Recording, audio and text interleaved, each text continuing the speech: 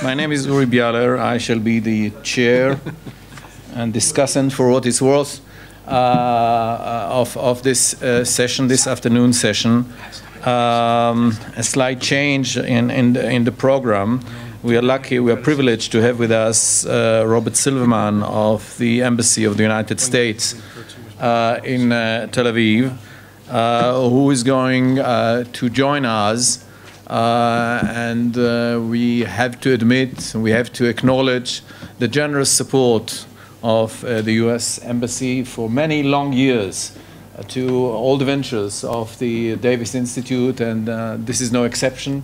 And they are always welcome guest on Mount Scopus, and this is no exception. A few words about Robert Silverman. He is a political counselor at the embassy from 2010. He was deeply involved in most of his career in broader Middle East affairs. Interesting to know that from 2004 and 2006 he was the director of the State Department's Office of Iraq Economic and Reconstruction Affairs in Washington. In 2003 and 2004 he led the civilian team of the Coalition Provisional Authority in Tikrit, Iraq. Among many other of his abilities is the linguistic ability, which I admire. Mr. Silverman speaks Arabic, Hebrew, Turkish, Azerbaijan, and Swedish.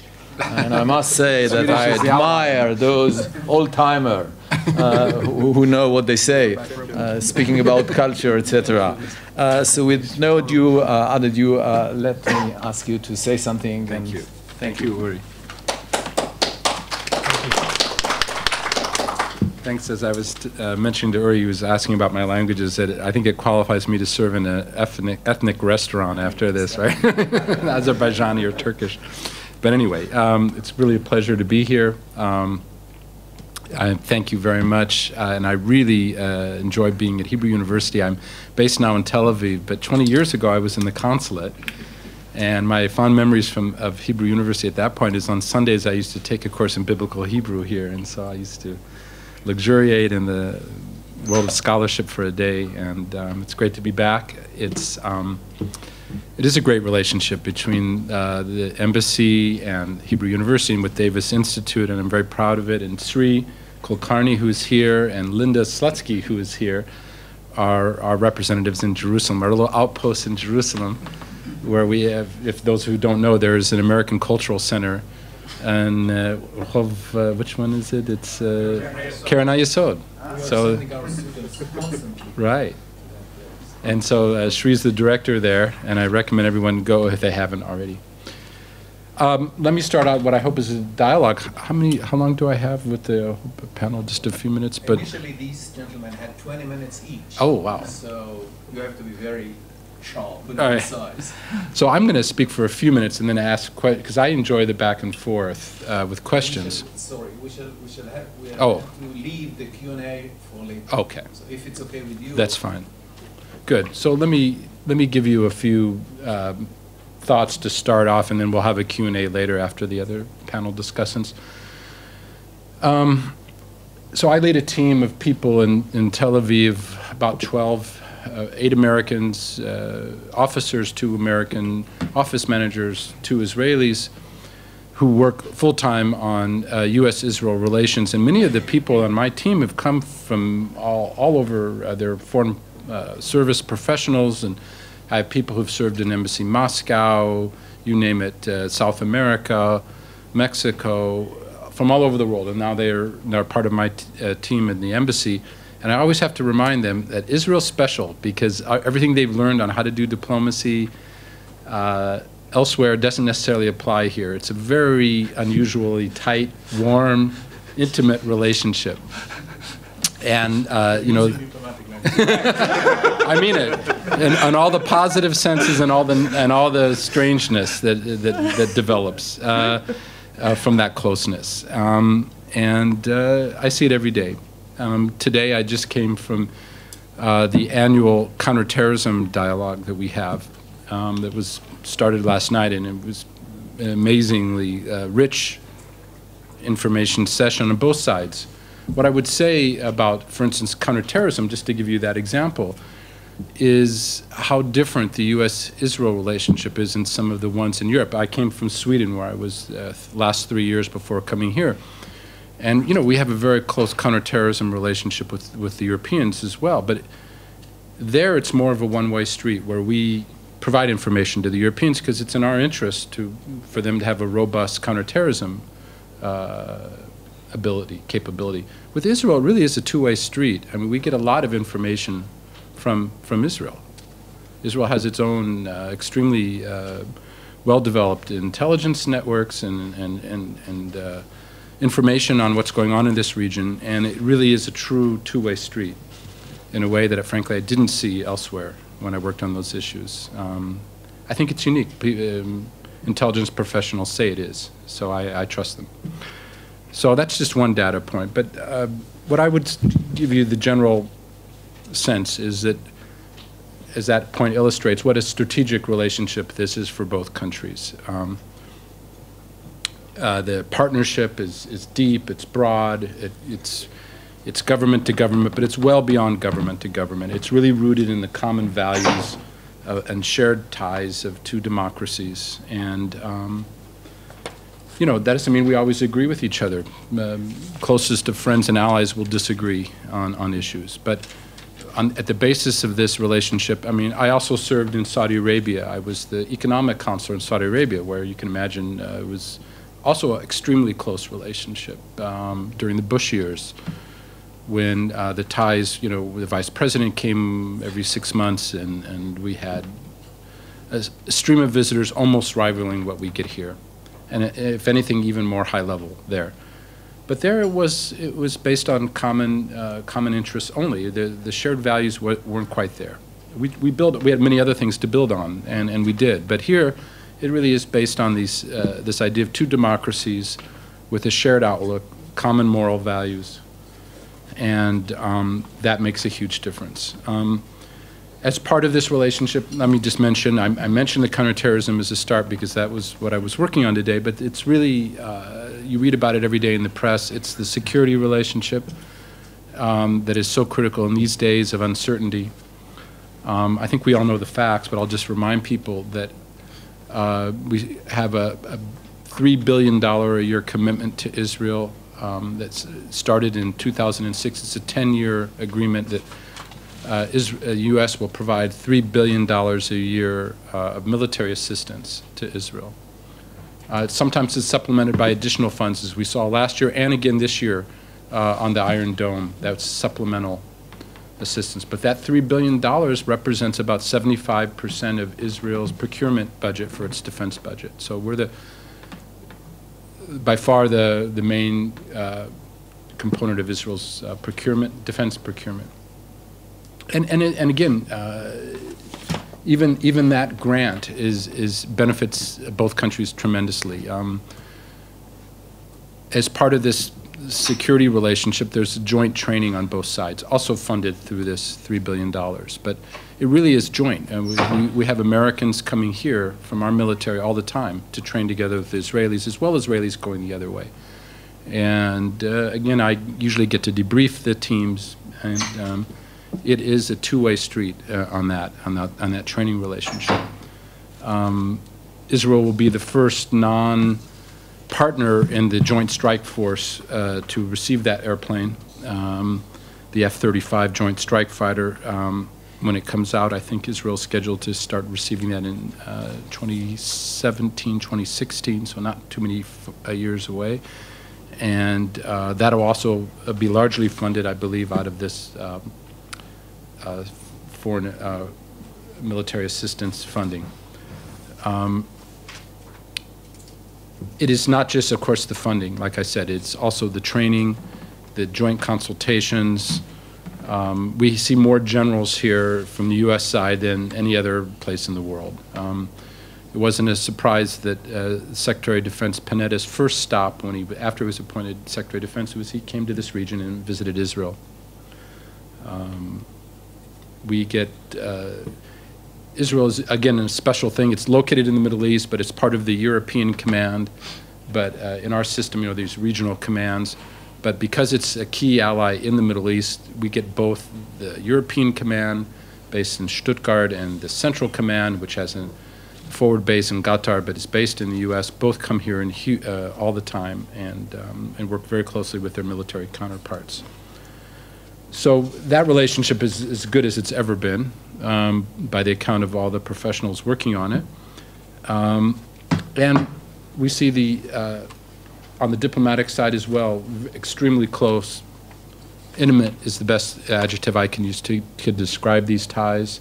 To give you one example, last fall we worked extremely closely with Israel on the campaign in the UN, whereby there was a unilateral step by the Palestinians to be recognized as an independent state. Of course, that's an ultimate goal of both our countries. Prime Minister Netanyahu is called for recognition of two states in his famous speech at Bar-Ilan University. President Obama has also recognized that as the ultimate goal. But we wanted, as an outcome of a negotiation, direct talks, and unilateral steps we find unhelpful. And we work closely with Israel and our European allies to blunt the campaign, the unilateral campaign, to have Palestine declared a state last fall. It was successful. We'll probably have to go through this again. We're prepared for that. I speak every day with my counterparts in the foreign ministry who work on these issues, because it comes out in all the UN special agencies and all the international organizations that make attempts to do this. So it's a very close diplomatic cooperation as well, security cooperation. On the peace process, we want what Israel wants, which is a secure Jewish democratic state. This is the goal that runs through all of our diplomacy. We don't find unilateral steps by either side to be helpful to achieve that goal. And we work closely with both sides to keep the negotiation process going in the most frustrating of times. At the present, if you read the opinion polls in Israel, this isn't the highest priority in the Israeli public. I think I saw the Israel Democracy Institute had a poll that showed that achieving a peace agreement with the Palestinians was only 12% of the Israeli public thought that was the top goal here. And it was way behind economic issues and way behind the Iran issue, both of which were the 30s or 40% of the public thought that was a top goal. So it isn't a top goal at the moment for the Israeli public, but it certainly is a lodestone of our foreign policy, of our engagement with Israel, with our engagement with Prime Minister Netanyahu and his government, his large coalition government, and with the Palestinians. And we can talk more about that in the question and answer. One of the things that is higher up in many people's minds in Israel these days is what is called euphemistically the Arab Spring, and how that's being played out. And the turmoil of the transition, maybe is the better word for how that's being played out. And we engaged on that a lot every day. Yes. Oh. Oh, okay. Ah, okay. All right. I thought I said I had 20 minutes. Okay. Oh, I thought. All right. I misunderstood. All right. So I'm going to cut short my remarks. I was going to mention Iran. We don't want to talk about that. That's a four-letter word we don't need to discuss. Okay, so we'll save my remarks for later. Question. So what I would say is, just to wrap up, that this is an unusually tight, close, intimate relationship, and I enjoy working on it, and I look forward to your questions. Thank you.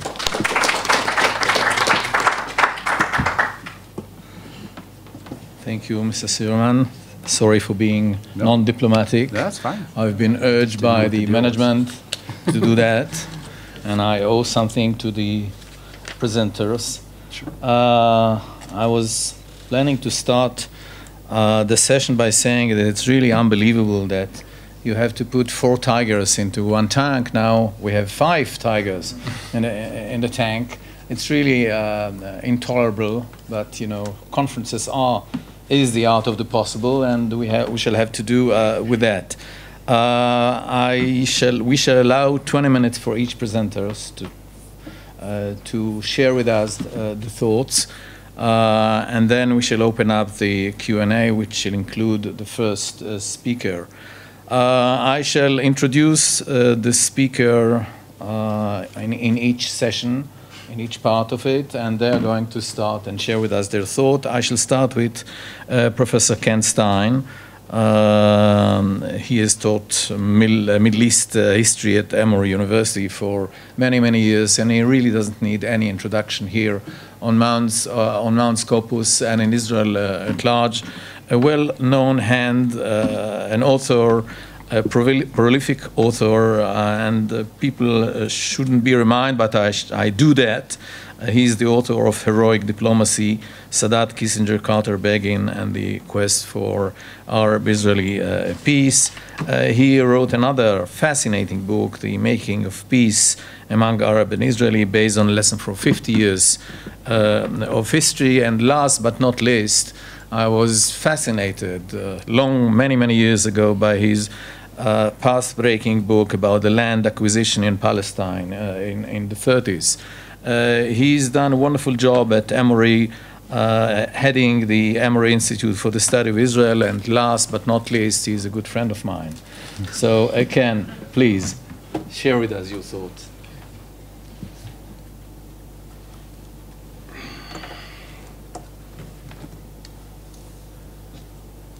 Coming from German Jewish extraction, I'm compelled to stay within my time limit. To be here at the Hebrew University is important. I was an advanced graduate student here from 1971 to 73. Moshe Maoz, Amon Cohen, Gabriel Baer, Shuka Parat, too many people to mention who were very gracious to me then. I applied around the Leonard Davis Institute when it first started. Someone like Amatzia Baram was head of Hamazrach HaChadash, so you can realize how far back I go. I'm delighted to be here for many reasons, including my friendship with Uri as well. I'm not going to read you my paper. It's online. If you want it, it's accessible. If you don't have it online, you'll email me, and I would be delighted to send it to you. So there's really no sense for me to stand here and just parrot back what I've already written down, and you can read at your own leisure.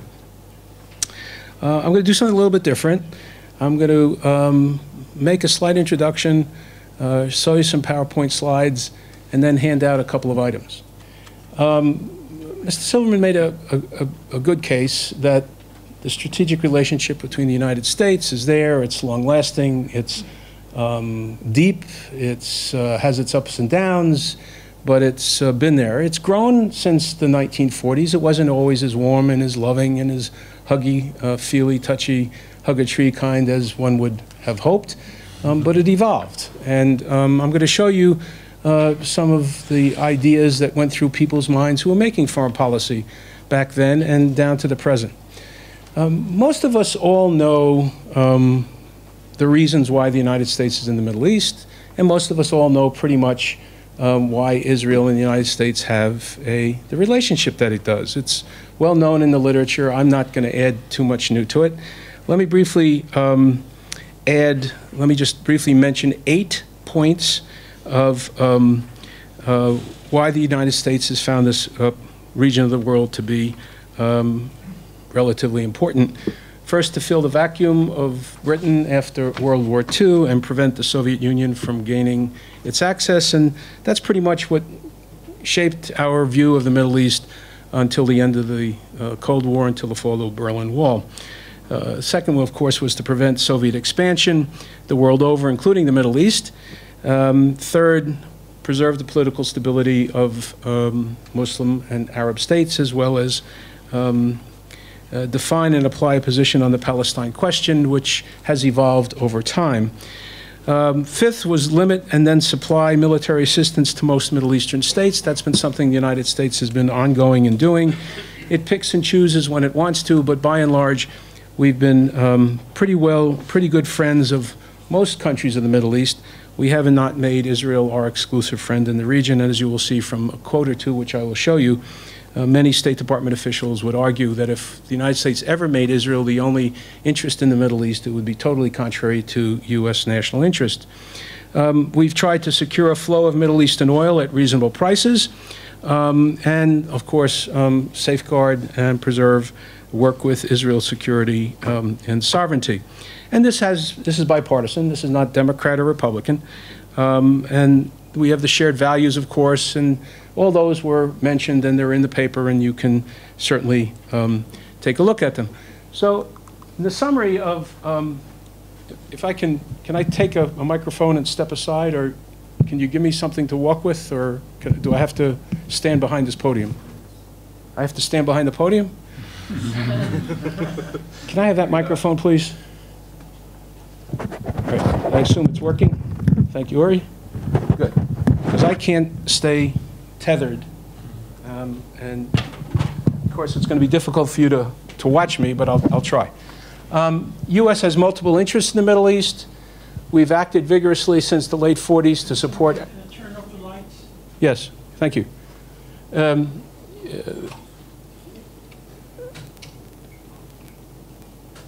U.S. has acted vigorously since the 40s to support Arab state interests and Israel's sovereignty. U.S. policymakers have never uniformly accepted Israel's view on all issues, and I'll point out what some of them were and some of them still are. U.S. strategic interests drove our policy toward Israel more than any other factor, without exception. The U.S. relationship, I think, is deep, discordant, and dynamic, and I think it's fair to say it's been that way over time. Managing the relationship there's unabashed support, and there are copious ways of defining the relationship. It's more than just being married to someone, and it's more than just having a son or more than just having a father. This is about as entwined as you're going to be in any relationship which the United States has with any country in the world. I don't know that there's anyone else, any other country in the world that has one as deep and as entwined as this one. The U.S. national interests I just outlined. I'm not going to go over them. Mr. Silverman just mentioned, terrorism, weapons of mass destruction, state weakness has now become something of great concern, or state frailness of great concern, both to the United States and to and to Israel. What is going to be in the region after this so-called misnomer Arab Spring?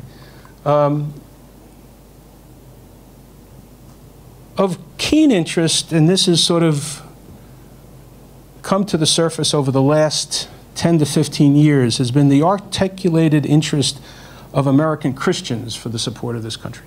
Not to say the evangelicals never were interested. Of course, they're terribly interested in the Bible and Isaiah and the Second Coming and all that. But it's taken on a more politically active role in the last 10 to 15 years, which is quite noticeable, not only in terms of raising money for the State of Israel, but in terms of evangelicals' participation in the political system, which translates into congressmen and senators voting for issues that relate to Israel's security in a very positive fashion. I think it's wrong for us to assume over time that somehow Israel is the only area in which the United States has had a deep interest in the Middle East. There are many, many times in which the United States has taken the support of an Arab leader and reached out to try and protect that Arab leader and protect Arab interests. Truman listened to Ibn Saud very warmly, and therefore was rather lukewarm to Saud. Not to mention Lloyd Henderson, who was in the State Department, the director of Middle East branch, Middle East office of the State Department, or for that matter, George Kennan, who was head of policy planning of the State Department at the time. Eisenhower was emphatic to Ben-Gurion about returning Sinai. Eisenhower wanted to secure Hussein's role in Jordan and Shamoun's rule in Lebanon. Nixon protected King Hussein during the Civil War of 1970. Of course, he brought Yitzhak Rabin in to sort of consult and maybe help make that happen. Nixon secured Sadat's Third Army after the October War. Reagan saved Arafat with a Marine escort in Beirut. Bush won Kuwait, restored Saudi Arabia, protected. Bush II, after 9/11, allowed the bin Laden family to leave the USA quietly while the fly ban was in effect. And in 2008, 2009, Barack Obama reaches out to the Arab and Muslim world. So, you know, Americans somehow have this misnomer, Americans do, from the Washington view, is somehow the United States is just overwhelmingly in love with Israel and doesn't care about its Arab interests. Well, of course we do, and we have a track record to prove it. One of the motivations for the United States to have pushed itself closer to Israel initially was not because there was this great love for, a great affinity for these socialists who had come from, as Henderson said, these black Russians who were coming into to Palestine and Israel in 48 and 49. The real fear that this place would have become communist and would have become an ally of the Soviet Union. In the 50s, Nasser rebukes Allen Dulles and John Foster Dulles and rebukes the overture to help fund the Aswan Dam. And that leaves Israel there. Nasser attacks Israel, loses the land. U.S. supports the treaty, recognition of sovereignty for all states as a viable diplomatic conclusion. What if Nasser had not gone to war? And by the way, in case anyone didn't know it, today's the 45th anniversary of the Six-Day War. I find it curious that there isn't a paper on that in this particular conference, and I ought to shoot Avram Sela for not having someone do that. I can do that because Avram's a good friend of mine. It'll be a rubber bullet. It won't be a real bullet. I can assure you. Yeah, it probably still will hurt. And I can't wait for someone to tell him and him to come to me at dinner saying, "I dare you say that in public." In 1970, the PLO in Syria attacked Jordan. It causes the U.S. to ask Israel to help save Hussein. Now, if Syria had not done what it had done, Nixon wouldn't have asked Israel for support. In other words, Arab actions have been very instrumental in urging, pushing, shoving an American relationship with the State of Israel, which might have been there anyway for strategic reasons and value reasons and other reasons. Saddam invades Kuwait, 5 missiles fired at Israel, and Israel doesn't retaliate. Shamir sits on his and doesn't do anything, and gets a reward afterward for a Madrid conference. Now, some people would argue that for Shamir that wasn't a reward. In 2001, al-Qaeda attacks the U.S., Americans turn on the Muslim world, and Israel is a direct beneficiary. If you had not had the 9/11 attack, would Americans be so antagonistic to the word Muslim today in their vocabulary? No, they wouldn't have. They wouldn't have. In other words, when you take a look at this litany, you find yourself saying, if Arab and Muslim states had not acted X, Y, and Z, would the American president and the American Congress have been as open to virtually say yes when someone says we need a resolution of the Congress with 350 congressmen and 87 senators? And I can testify to that reality. My son worked for Joe Lieberman for 7 years, the last 4 as his legislative director. Todd is right now giving a talk at Noam Kochavi's class on U.S.-Israeli relations. I'm saddened by the fact that coordination did not allow me to be there, but I had to be here in order to have Uri introduce me. But Todd will tell you, when he'll be there tonight at dinner, Todd will tell you exactly what it's like sitting in the Senate when someone comes and picks up the phone and says, we need X number of votes. We need X number of names on a piece of paper, on a petition. It's a rather extraordinary undertaking. How much time do I have? 7. That's not what I asked. Okay. And then 2010 to the present, the end of 2010, the Arab Spring knocks the U.S. off its center. Who's the aircraft carrier that's left in the Middle East that's stable? We're not sure which way Turkey's going to pivot. So you have this friend that's out here, that's been here a long time, that you're already entwined with, and the folks next door aren't helping reduce America's relationship with the State of Israel, and you expect that they would because it would be in their interest. But cumulatively, it hasn't worked that way. Now, I'm certain no one is sitting at the policy planning staff at the State Department who's sitting and saying, for the last 45 years, this is how the Arabs reacted. I hope they don't react this way again. I hope they behave differently the next time. But the one thing we know for certain, both from when the British ruled here and when American bureaucrats and State Department officials had influence over making foreign policy, we know for certain that they reached out to the Arab side of the equation. There's no question about it.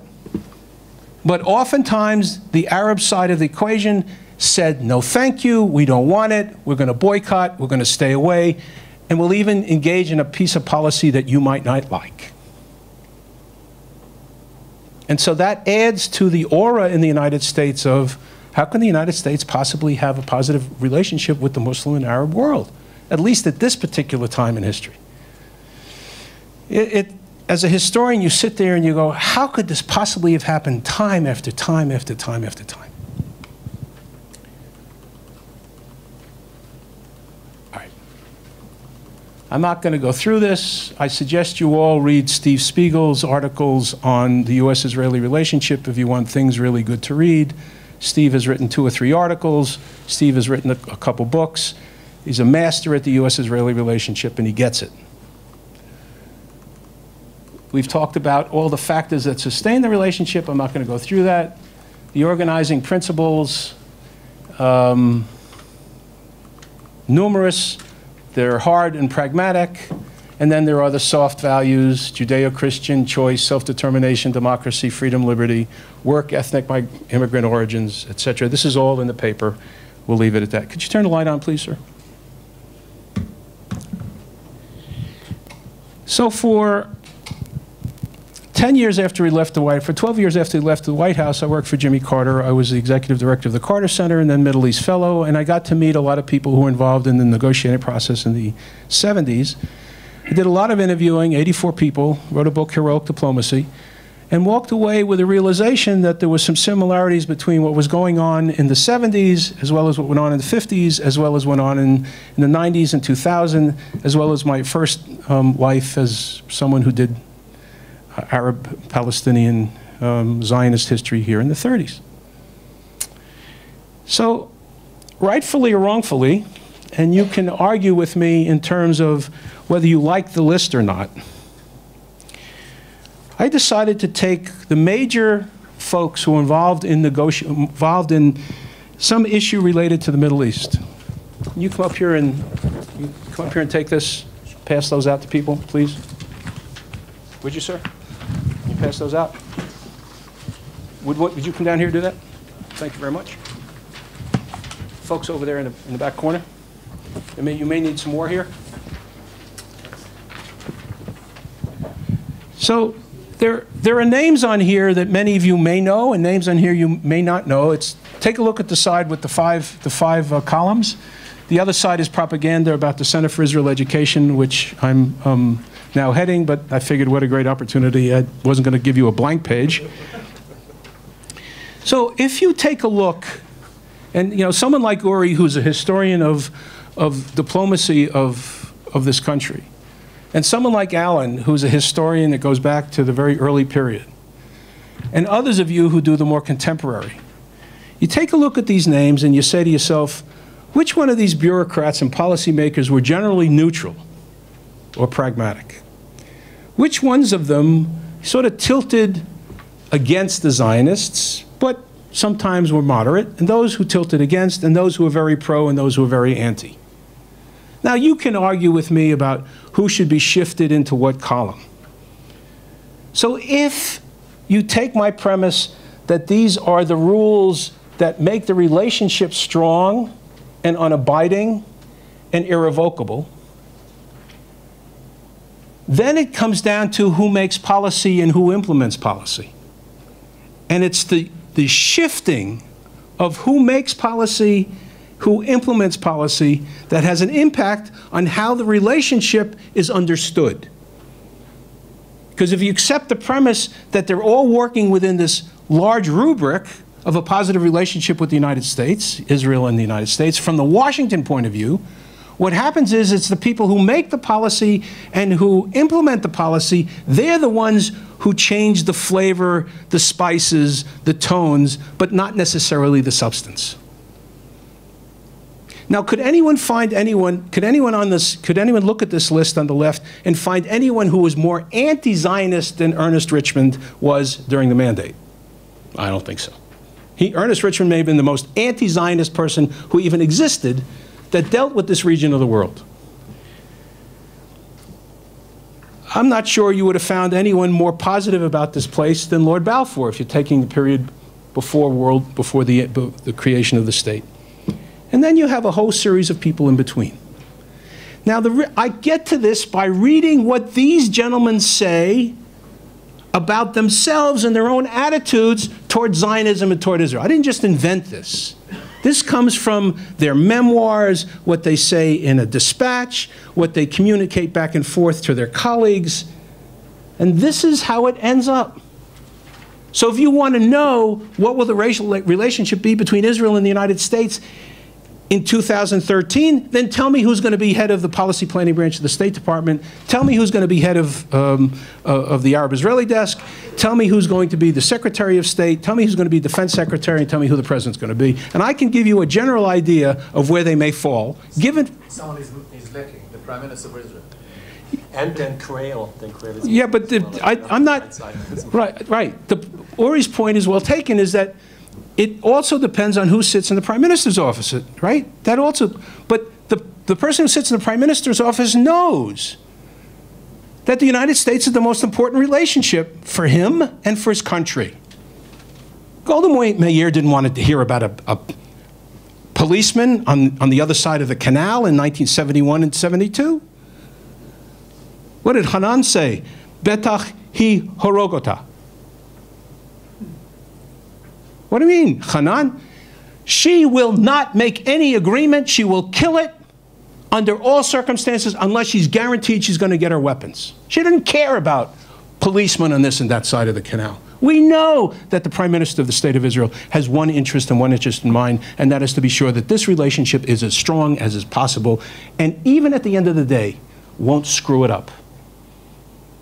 Now, there can be ways that they look like they're not getting along and they're stepping on each other's toes, and someone's not photographed with someone, and one president decides to go to Cairo and Egypt and doesn't come visit here, and it's a symbol, and it's all of that stuff.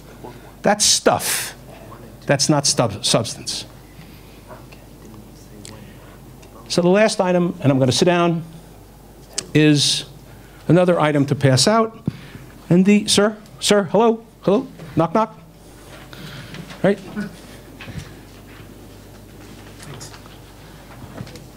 These are actually quotes. Here you go, sir.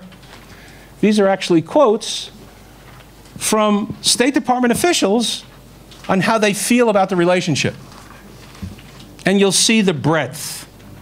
But you'll also see they all pretty much say one thing.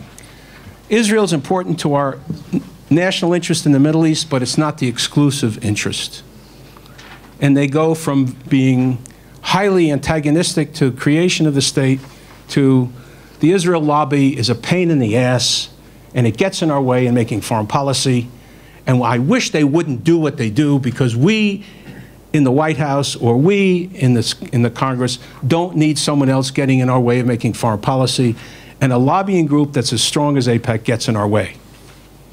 That's why Zbigniew Brzezinski wanted to break the back of the Israeli lobby in '77, and Jimmy Carter said yes. So, including, the relationship is strong. It's been there for a long time. It's based on many, many reasons, not the least of which is the behavior of the Arab states or Muslim states. And if you take a look at who made policy and who implements policy, that has a more impact on the shape, the tone, the spices that go into the relationship than the substance itself. Thank you very much.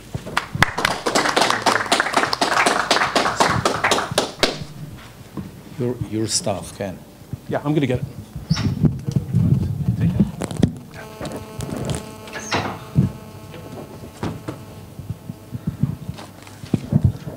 Thank you, Ken, for a wonderful presentation and for keeping the time. I knew that that was coming, being a Yeke, a well-known Yeke.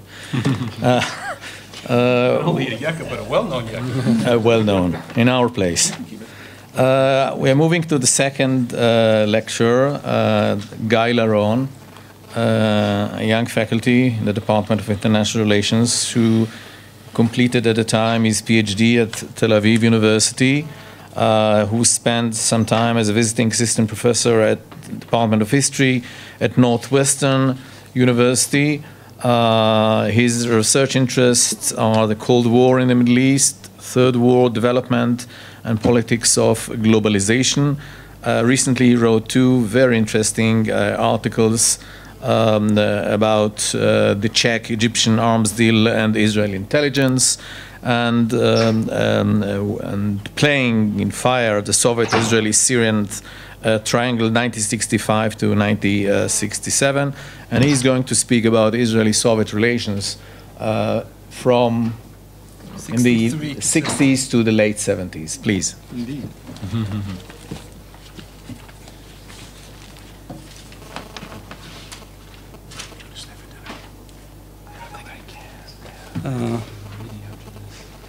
So thank you, Uri, for the introduction. I will actually read my paper. It's not online, so we'll have to listen. If I were you, if I would read the topic of this paper, I would think this is really going to be a boring presentation, because where is the story here? Before 1967, relations between the Soviet Union and Israel were horrible. And after 1967, the relations between Israel and the Soviet Union were horrible.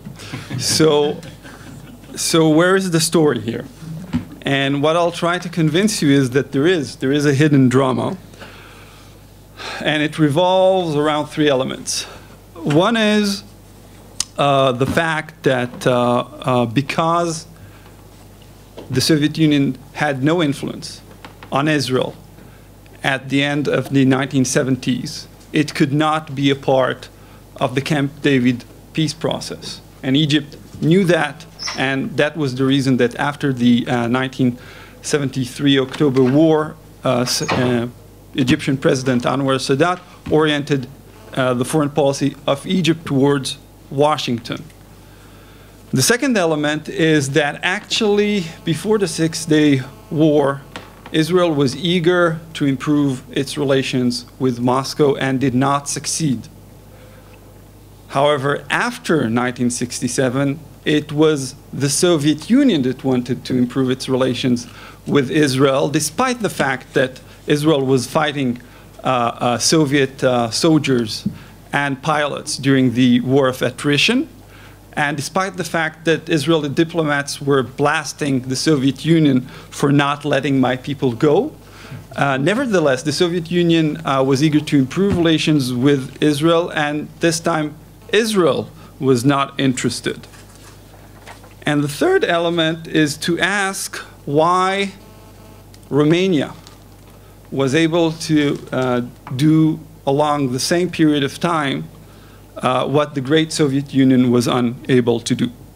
So first, a short historical introduction is due.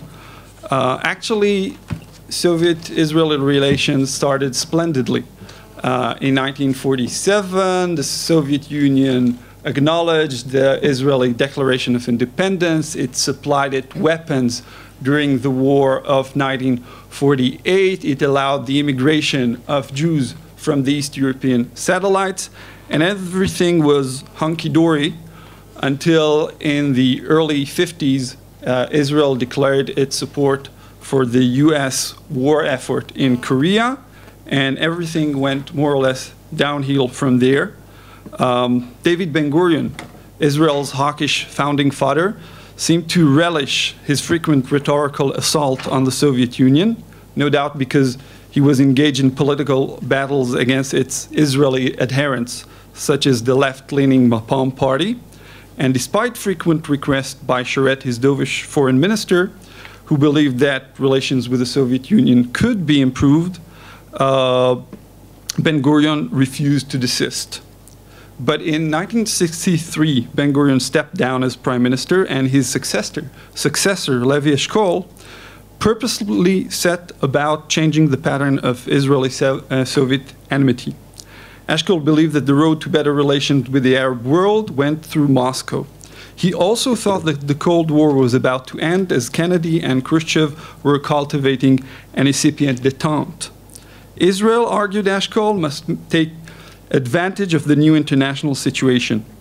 Eshkol sought to improve trade relations with the Soviet Union and encouraged the Soviet ambassador in Tel Aviv to look at Israel through non-Cold War lens.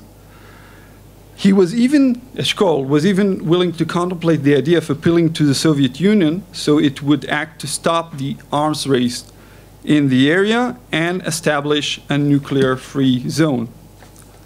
So nothing really dramatic happened in 64 and 65, but in the first 3 months of 1966, between January and March, there was a real spring in Israeli-Soviet relations. First, in January 1966, representatives of the Israeli Communist Party went to Moscow. They went to Moscow because there was an internal strife in the Israeli Communist Party. There was a pro-Eshkol faction and there was an anti-Eshkol faction. So they went to Moscow to seek guidance from the leaders of the international department at the Soviet Communist Party. And the representatives from the anti-Eshkol group had to sit ashen-faced when they heard Mikhail Soslov, party ideologue, and Boris Ponomorov, the head of the international department, saying that actually Eshkol was good. He was a great opportunity to improve relations between Moscow and Tel Aviv. Ponomorov and Soslov also said that the Soviet Union was actively working with Arab states to make them acknowledge Israel's right to exist.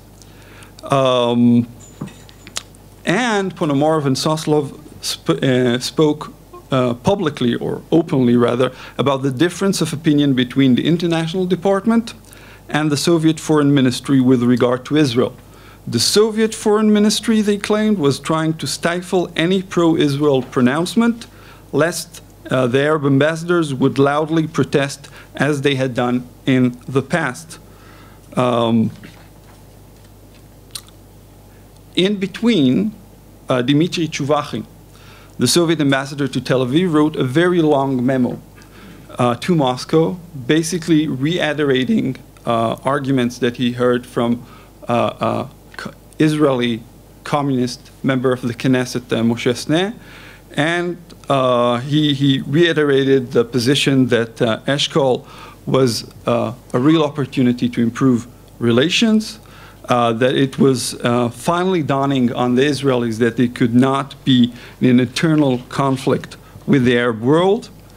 And the Soviet Union recommended Chuvachin should, and I quote, work in the Arab countries against radical anti-Israeli tendencies, the Arab preparations for war and physical elimination of Israel, and work for a recognition in principle of Israel's right to exist.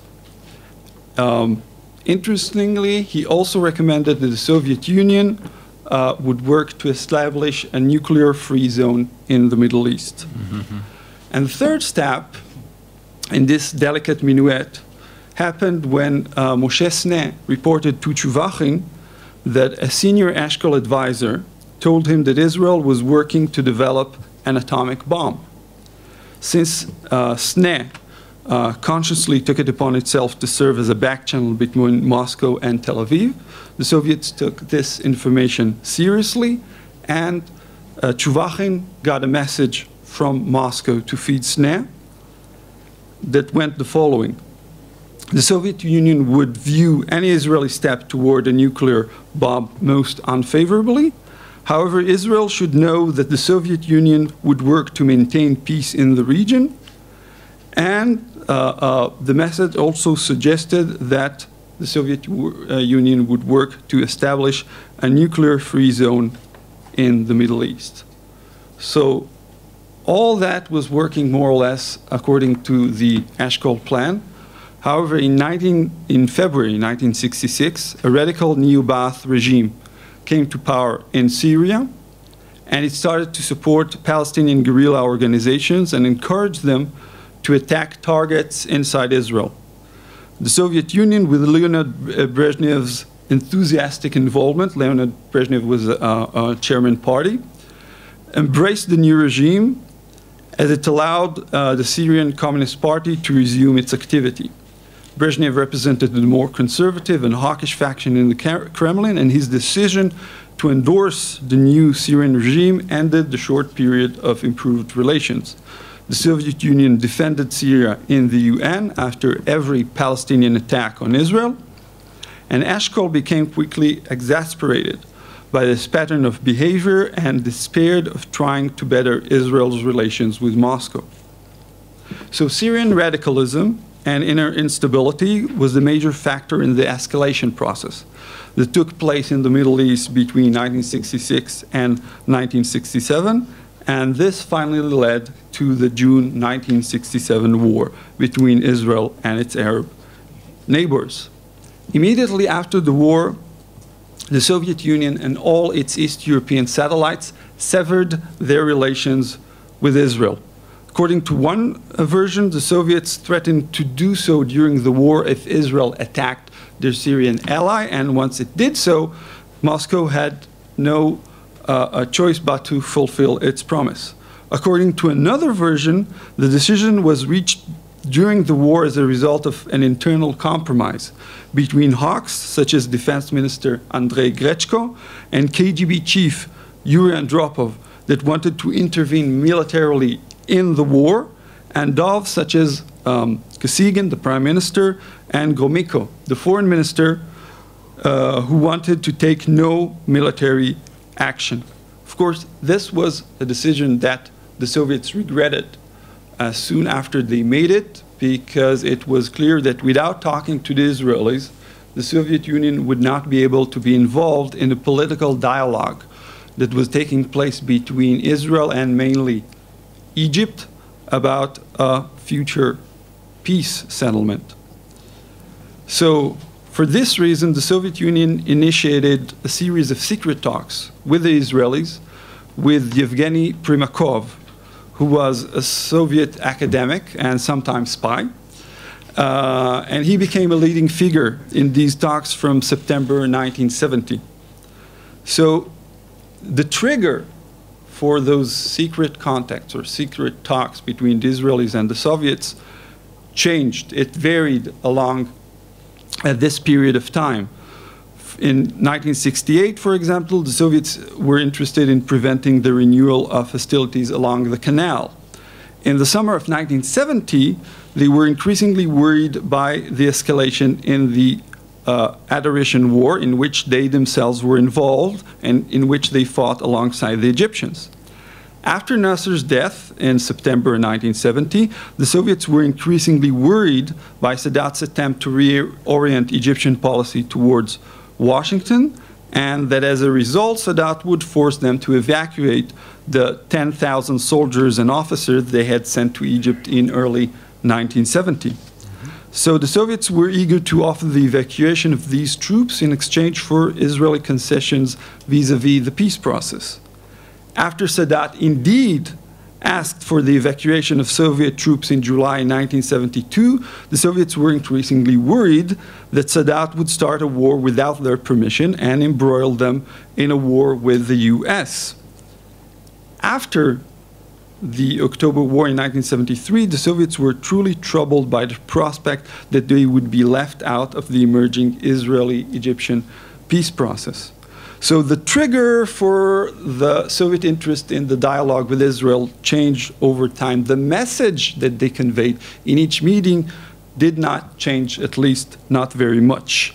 So the first point that Soviet diplomats made during those meetings was that the Soviet Union always acknowledged Israel's right to exist, which I find hilarious because, they were saying basically, we don't want to eliminate you or annihilate you. So let's be friends and you'll do exactly as we say. Just a piece of a little Soviet diplomatic finesse. They also say that they were working among Arab countries so that they would not open a war against Israel. They emphasized that it was not true that the Soviet Union wanted to preserve the no peace and no war status quo which reigned in the Middle East after 1967. And they also said that they could not afford themselves to suffer another devastating Arab defeat, such as happened during the 1967 war. The second point that the Soviets made was that it was not personal. They were sending troops and weapons to Egypt not to protect the Egyptians, but rather to protect their naval and military installations in Cairo and Alexandria. So they said that they needed those forces to create a counterforce to the presence of this American Sixth Fleet in the Mediterranean and to change the balance of power in Europe. Their demand from Israel was also unchanging and, from an Israeli point of view, a non-starter. They wanted that Israel would withdraw to its 5th of June 1967 borders in exchange for superpower guarantees. They claimed that it was the minimum that they needed in order to convince their Egyptian client to sign in. And at one point it was even mentioned that it was the least that they can present to the Muslim minorities in the Soviet Union as a Soviet victory. In the face of Israeli refusal to comply with their demands, they threatened increased support to their Arab clients, shipment of sophisticated weapons, and the renewal of war. It was only from 1974 that the Soviets started to wag not just the stick of war, but also the carrot of renewing diplomatic relations. In both cases, it was something that they offered in exchange for an Israeli agreement for the PLO to participate in the Geneva process. The Soviets were always interested that the talks would focus on the conflict in the Middle East. The Israelis actually wanted the talks to focus on the question of Jewish immigration. As far as the Soviets were concerned, they took that question off the table when they decided in the early 70s to increase the number of visas allowing up to 250,000 of Jews to leave the Soviet Union. They did this partly to get rid of what they saw as antisocial and reactionary elements, and also to stop the public campaign against them in the West as violators of human rights. Nevertheless, the Israelis wanted to complain about the cumbersome bureaucratic process that their request to immigrate entailed, about the harassment of Jews who wanted to leave the Soviet Union, and about the fact that the Soviets were not willing to allow free immigration. So we can absolve the Soviets by saying that the rigidness that they had exhibited and the pattern of offering too little and too late emerged out of a structural handicap, namely the large investment that they have made in the Arab world and their fear of losing the Arabs as allies. However, where could Arab radical regimes such as Egypt and Syria and Iraq would garner support other than the Soviet Union? Moreover, we have to mention in that context the little East European dictatorship that could, namely Romania. Romania, even before Ceausescu, sold its Jews in exchange to cash, first to private agents and then directly to the State of Israel. It defied the Soviet dictate in 1967 and maintained its relations with Israel. It received technical advisors and civil aid from Israel and asked Israel to flex its muscles on Capitol Hill so that Romania would receive MFN, Most Favored Nation status, which it did receive in 1975 unlike the Soviet Union, who also wanted to get an MFN status. And Romania got an MFN status in 1975, despite the fact that it did not allow free Jewish immigration. At the same time, it maintained its relations with the Arab world, and it was this two-pronged strategy vis-à-vis the Middle East that allowed Ceausescu to mediate effectively between Begin and Sadat in 1977, leading to the start of the Camp David process. By the way, Ceausescu was devastated by the fact that his valiant efforts to mediate between Egyptian and Israelis did not lead to him receiving a Nobel Peace Prize. And he made every effort to get that in later years. So Little Romania could have done, so why Little Romania could have done what the great Soviet Union could not do? So partly the answer revolves around size. Israel could never have paid a ransom for all Soviet Jews as it did with Romania. The sums were simply too high. Partly it revolves around pride. The Soviet Union would not have felt comfortable asking Israel to work for it to receive an MFN status from the US. But probably the best explanation, and this is my last remark, probably the best explanation is that the decision-making process in Romania was centralized, while in the Soviet Union it was not, at least not in the same extent.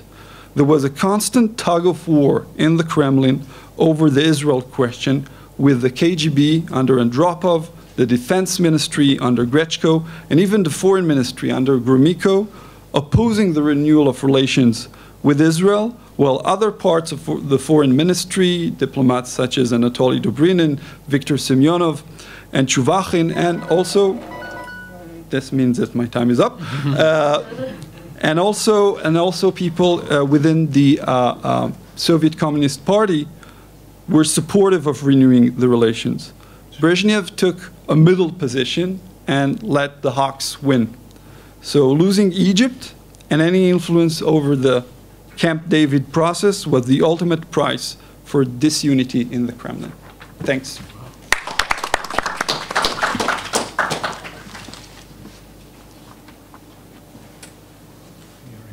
Chairs constantly.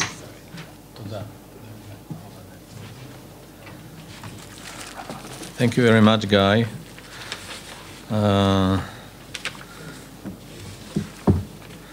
Our next presenter is another young scholar, Ziv Rubinovitz, who done his PhD at Haifa University. He's now a visiting fellow at the Davis Institute. His PhD dealt with American use of force in the international arena since 1898, and he's working on a book on that. More relevant to his lecture today, he's deeply engaged in a book-length monograph together with another scholar of Bar-Ilan University, Gerald Steinberg, dealing with Menachem Begin and the Camp David Accord. As you all know, we have a perspective of others. Dayan Weizmann and others on the Israeli side. Begin is a big kind of a black box, and they've been working on that for a long time, and we all look forward to the publication of that book. Pardon? And Ziv is going to speak about one aspect of that story. Please.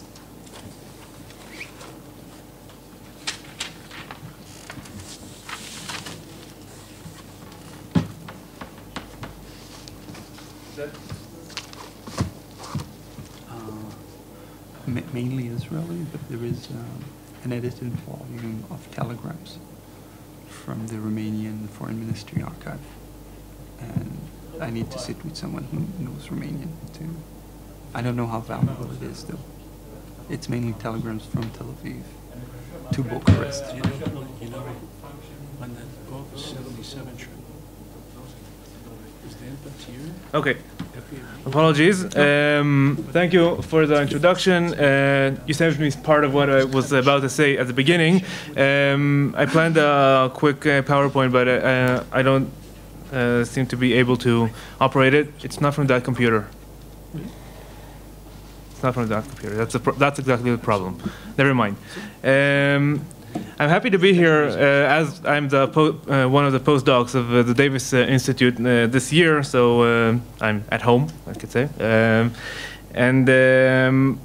As Uri said, this is a project done at the Begin Center. We're about to finish it, and what I'm going to talk about is actually the second track in the peace process with Egypt. That is the Palestinian issue or the autonomy plan about it. The presentation is the past is the present, the Carter-Begin friction over the autonomy plan and settlements. The story is. Okay. Yeah. I have time. Okay, the story that I'm telling you is quite old, but it's actually very relevant to our days, as you will see. The issue is the future of the occupied territories. During the premiership of Menachem Begin at the presidency of Jimmy Carter, the issue was in constant dispute between Israel and the U.S. More than ever before, and perhaps also more than ever since that time, because the events made it so important at the time to deal with it immediately. The dispute had two major sequences. The first was a struggle over the autonomy plan, and the second one was a quarrel over the settlement in the West Bank. Actually, these are one issue. The future of the occupied territories. Interesting and somewhat dangerous to the U.S.-Israel relations was the fact that most of the dispute was between the U.S. and Israel themselves, leaving Egypt and the Arab nations aside. This is you could see eventually at the peak of the quarrel you had Carter debating with Begin. Sadat was not in the picture at all there. So this is quite an interesting issue. I mean, the U.S. took a negotiating part and not just an impartial moderator as it said it would be. Let's say it that way. Okay, that's not mine. Just a second.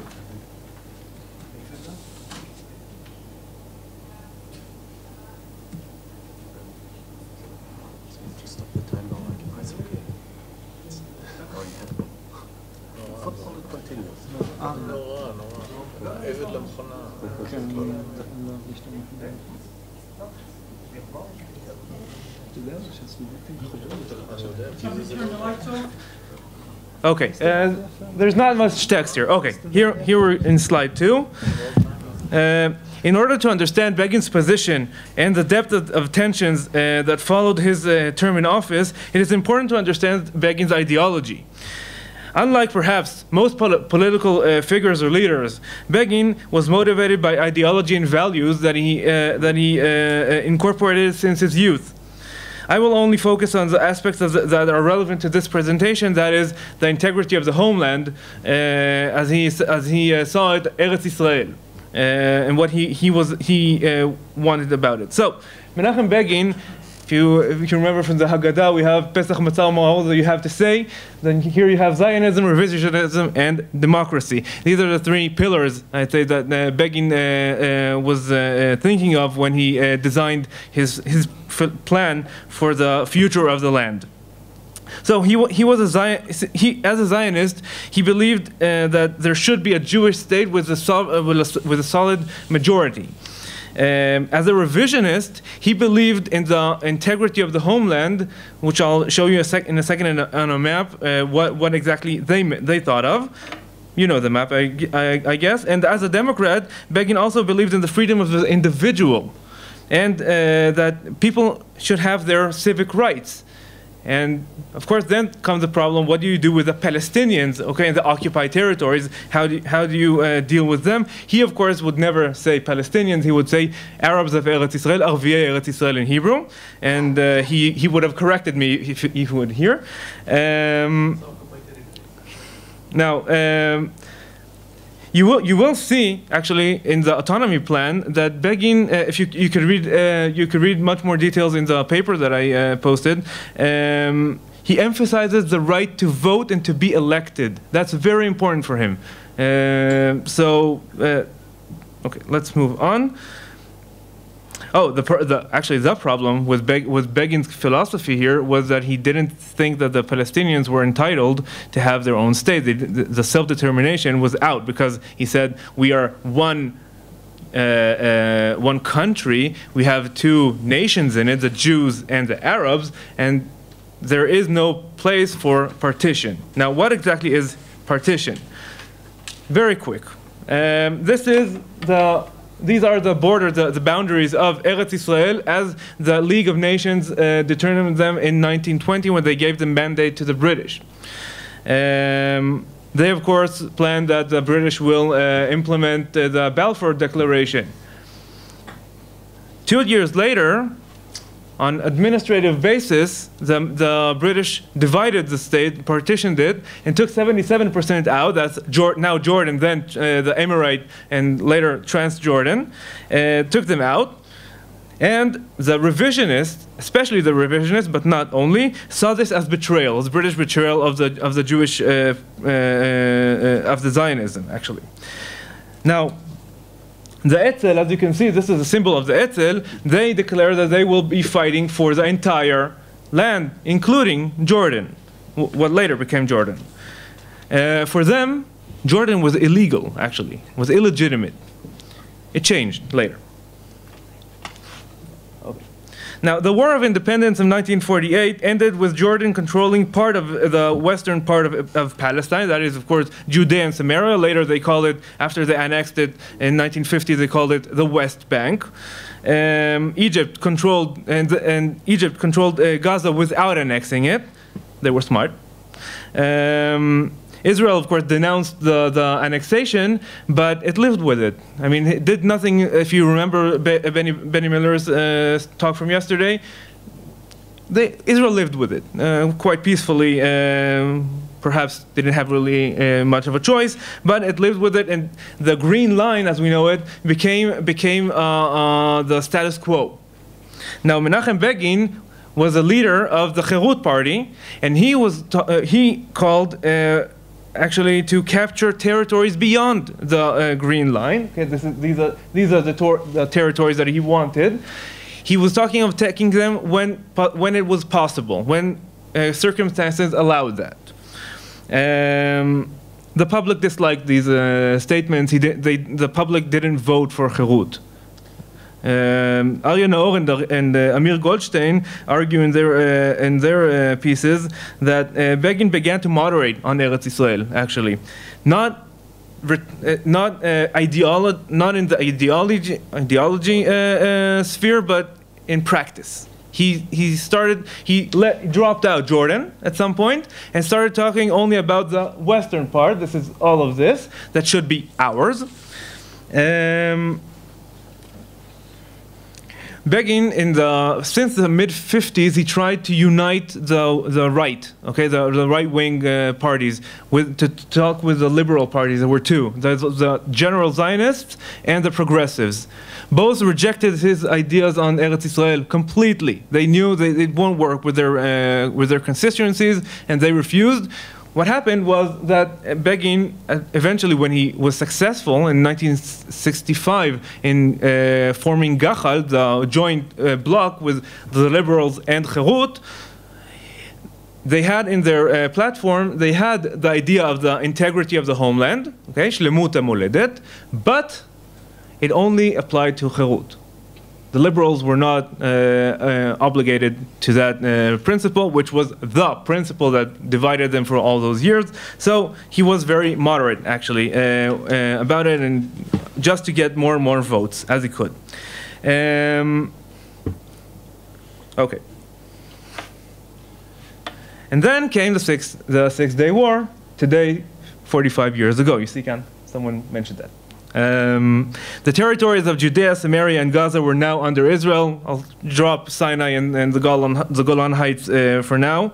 Begin now was a minister without portfolio in the National Unity Government, and he actually agreed that Sinai and the Golan Heights were deposits for peace with Egypt and Syria, but he refused to give the same status to Judea, Samaria, and the Gaza Strip. That was Eretz Israel. I mean, once it happened fallen into our hands, we're not giving it up anymore. It's ours. There were talks in the government then of either giving the territories back to Jordan, okay, Judea and Samaria I'm talking, or giving them some kind of autonomy. Begin said no. That would lead to a Palestinian state, and he rejected that.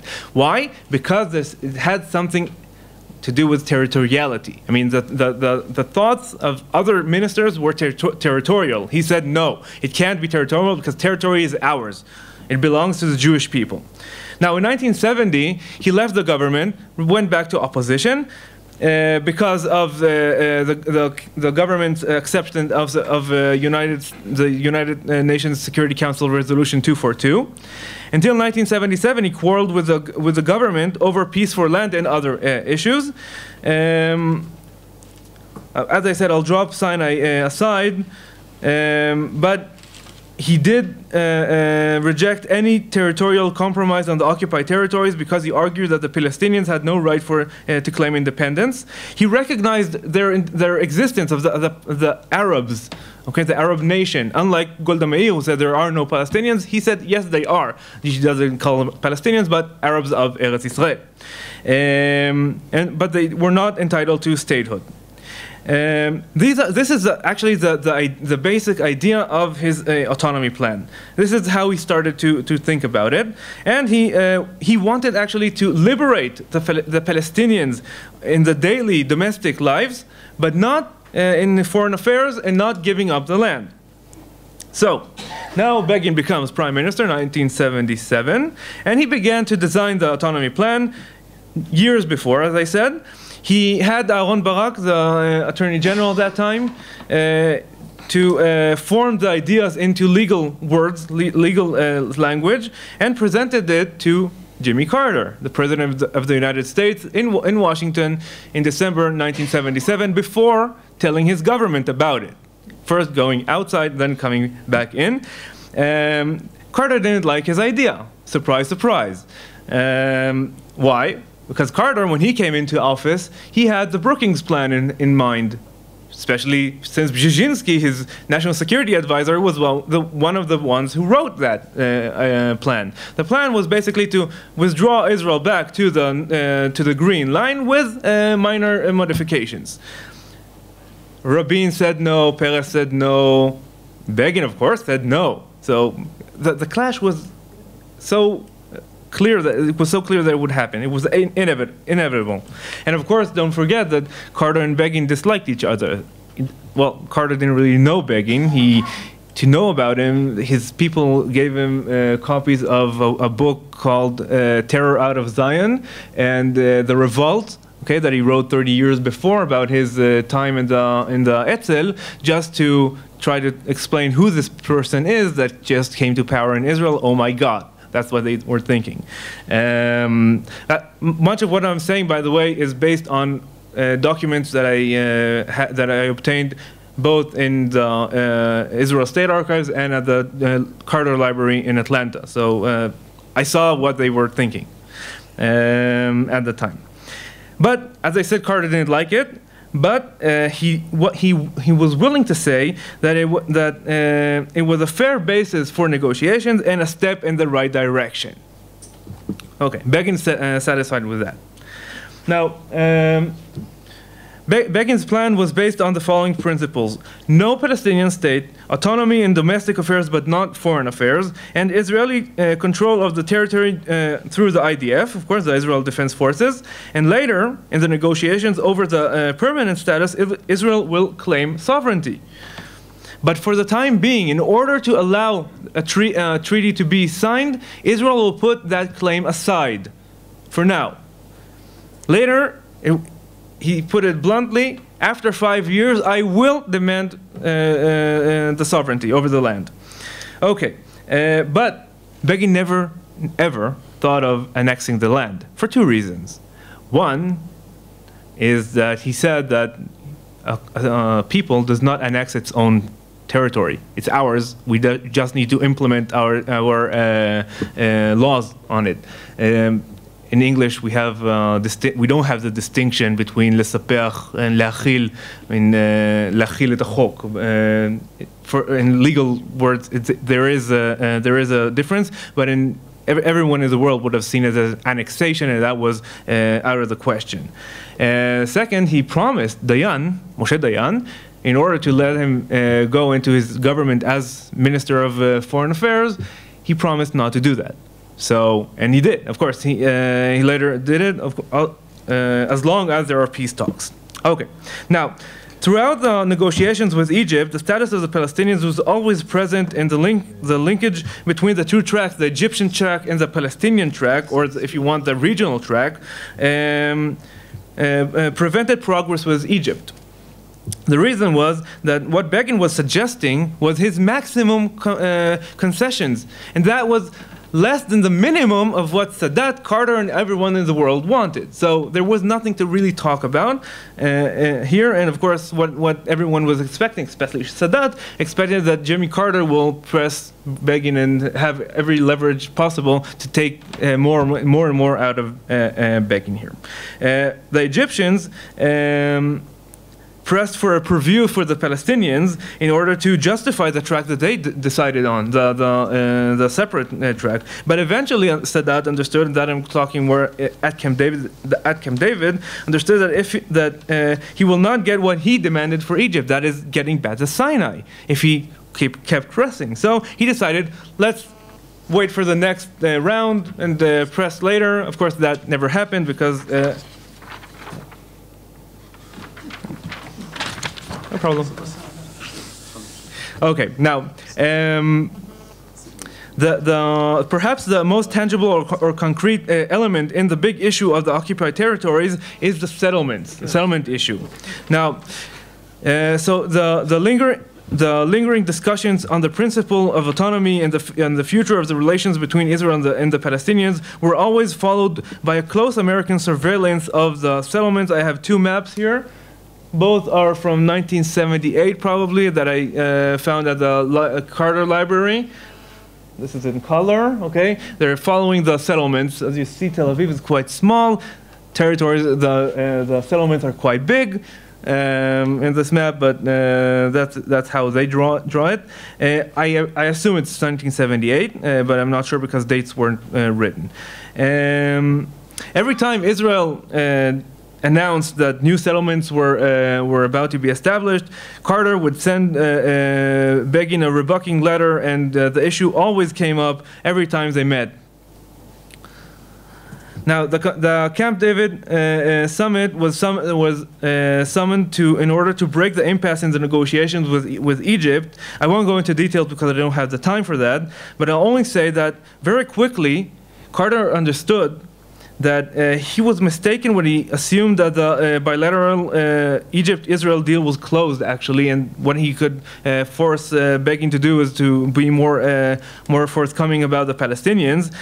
So he had to change his strategy and work more and more on the Sinai deal, which left, of course, less and less time for the Palestinian issue. And then came the end, of course, of the summit, the last night, the 12th night of the summit, September 16, 1978, the final meeting, the important meeting between Carter, Vance, Begin, Dayan, and Aaron Barak. The question, sorry, now, okay, now the question. Okay, this is the question. Oh, sorry, you don't really see that. But the question after this meeting, immediately after the meeting, I mean the morning after, was, did Begin deceive Carter on the settlements? The question is this: it's very simple. Jimmy Carter says that he got out of Begin a promise that he will put a moratorium on settlement activity for the time of the interim agreement. That is set for 5 years, exactly. Now, Begin said, "I promised 3 months." So you see the gap, and he said, "I'd never go with such a long time." Okay, long period. Okay, so When Begin said 3 months, he actually made it as a indirect gesture for Sadat during the negotiations for peace between Israel and Egypt. Now, the conflict burst immediately, as I said, the day after, and it became public 2 days later. Carter even sent, I can show you here the beginning of the telegram, he sent his notes, his personal notes to Begin. Okay, so this is how the telegram begins. The juicy stuff is in the second page that I didn't have time to put here. But he said what Carter said. He trying to show Begin in writing. The problem is that Carter was only writing notes. Aaron Barak was writing minutes, and Barak, I'll show you this is Barak's handwriting, quite horrible, I have to admit, unreadable. Luckily for us, luckily for us, immediately as the conference ended, Barak, Dayan, Weizmann, and all the rest of the team went back home. Begin stayed in the U.S. for several other meetings, and since this was made public, the dispute with the U.S., he asked Barak to look into his notes. So Barak did, and he sent a telegram. He just made it into a telegram and sent it. So this is how I can tell you the story of what really happened in that meeting, and I can tell you that it acquits Begin. Okay, he did not lie to Carter. He did not deceive him. But if you read the entire thing that I translated into English, also, you can see the confusion inside this meeting. What exactly are we talking about? What timeline are we talking about regarding the settlements? Now, the word deception doesn't appear in Carter's books at all. It doesn't appear. It does appear one time, 1 month after Camp David, when he tells Dayan and Weizmann at the Blair House, I'm not accusing Begin of deception. Okay.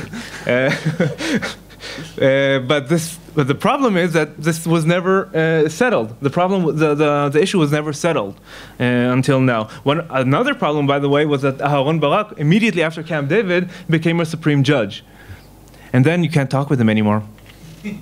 So you can't ask him questions. That's it. It's finished. So.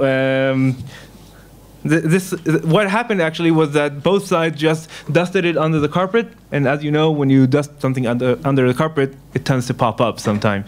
And it actually did all the time. And if you recall the disputes between Netanyahu and Obama in the last 3 years or so, almost 4, and especially the moratorium on the 9-month freeze of settlement activity. 10 months. Okay, 10 months. What changed? Thank you.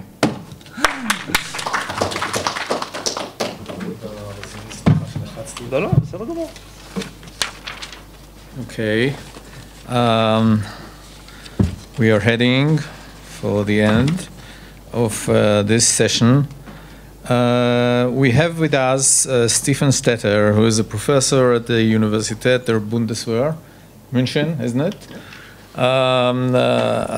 Well-known political scientist who comes from Germany, heavily involved in political science, analysis, IR theory, systemic theory of this area, this region.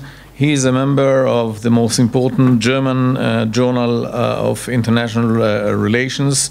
He's on editorial board of the Review of International Studies, well-versed in theory, and he's trying to apply that, and he has done that in many writings well before coming to this place, to apply these models, systemic models, to the analysis of Israel-EU relations. Please.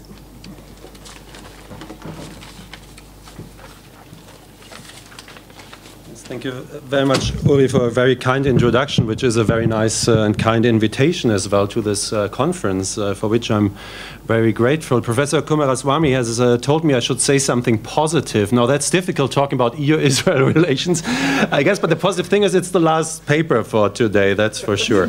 And maybe referring to the systemic, I look at IR theories and how this relates to EU-Israel relations, and I was reminded of, yesterday we talked of the prophet Jeremiah, and there's this famous painting of Marc Chagall of the prophet Jeremiah, which you might know, where Jeremiah reads in a book. So it's kind of a meditation also what he's doing there. And that's what I try to do in the paper as well, meditating, reading IR theory, and then looking to this region and see what comes out of that.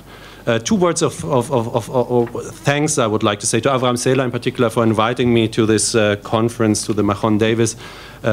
Of course, I was a student here at the Hebrew University in 1996-97, and that's when it really all started. I should thank Alfred Tovias, who had a course back then on the economics of peacemaking and EU-Israel relations, and this is when I realized that this relation exists. So this is really when it started, and I started dealing with that topic. And there's even more in common. I realized I turned 40 this year in October, so the Davis Institute is a little bit older than I am, and it was there all my life, and I realized it now coming to this conference as well. What I argue in my paper is that if you look at the literature on EU-Israel relations, it often has implicit assumptions about how this relationship relates to global politics. It's implicit there. And in my paper, I modestly try to make this a little bit more explicit. And I think it's then useful to turn to theories of international relations in order to do that. More specifically, I suggest in my paper that if we look at literature in international relations, we see a major argument there in various positivist and constructivist approaches alike, that there's a gradual change in global politics taking place from what is often called a Westphalian system, a very state-centered, sovereignty-centered system, towards a post-Westphalian global political order that is characterized by other dynamics I'd like to talk about in this talk. Now, the question is, if this diagnosis is true, how does that affect EU-Israel relations, and what can we read into that? One note of caution: if I talk of a post-Westphalian system, I don't mean that this is a nicer system than the state-centered and sovereignty system. There's probably as much conflict in a post-Westphalian system as in a classical Westphalian system as well. So it's not a normative concept I'm talking about. This, I think, is an important note. So let me do three things. Take a brief look at the literature on EU-Israel relations. I try to frame it a bit, and then look at this IR literature on what is the change in global politics, and then how does that relate to how we can study EU-Israel relations. So if you look at the literature on EU-Israel relations, I think there are two big pillars on which this literature rests. The one is a literature which is very interested in specific policy arenas in which this relationship takes place. It looks at different sectors of this relationship. And the second one is one which is probably more inspired by foreign policy analysis. It makes certain assumptions about how the EU and how Israel work as states, as foreign policy machineries, and how, when they counter each other, how that actually plays out. With regard to the former, the literature which is more interested in cooperation, development of this relationship in specific sectors, we have a very wide range of literature, focusing on cooperation in various policy areas. I see Leo Hermann here is an expert on cooperation in trade and services, for example, between Israel and the European Union. This has been an important topic. One important topic is actually what we often do, studying scientific cooperation. There's this intense scientific cooperation between Israel and the European Union, and many of us are involved in that. So we are moving objects. We can study ourselves, in a sense, if we look at EU-Israel relations. And of course, there's the cooperation in the much larger settings to which all these sector-specific cooperation adds up. And this is the big policy frameworks into which this is integrated. The Barcelona process of the mid-1990s, which was then there was an add-on on this with the European neighborhood policy at the early 2000s, the Union for the Mediterranean, and this is a large part of the literature discusses these different elements and how this relates to this relationship. And then there's, of course, the Israel-Palestine issue, the conflict, and then the EU involvement in that conflict. Often the Venice Declaration is taken as the big starting point of analysis, and this is then followed through little involvement in the Madrid conference. Then the EU becomes one of the sponsors of the Middle East Quartet, so it has moved closer to the center of international involvement in that conflict. I would call it a genealogy of EU-Israel relations on various dimensions. There's also a second strand, and this is more the policy, the foreign policy analysis, which impacts the study of EU and Israel. And there are specific assumptions about how does the EU as a foreign policy unit actually operate. The focus very much often is on gaps between rhetoric and action of the EU. Words and meaning, as Raffaella del Sarto has framed that. So the EU is acting often differently than it says. In parentheses, we should say Israel is doing the same. Israel also talks differently from the way it acts. Actually, most organizations, in particular states, do that. Brunson has called that organized hypocrisy, and I think states and foreign policy machineries are experts in doing that. That's why they have developed a diplomatic language as well.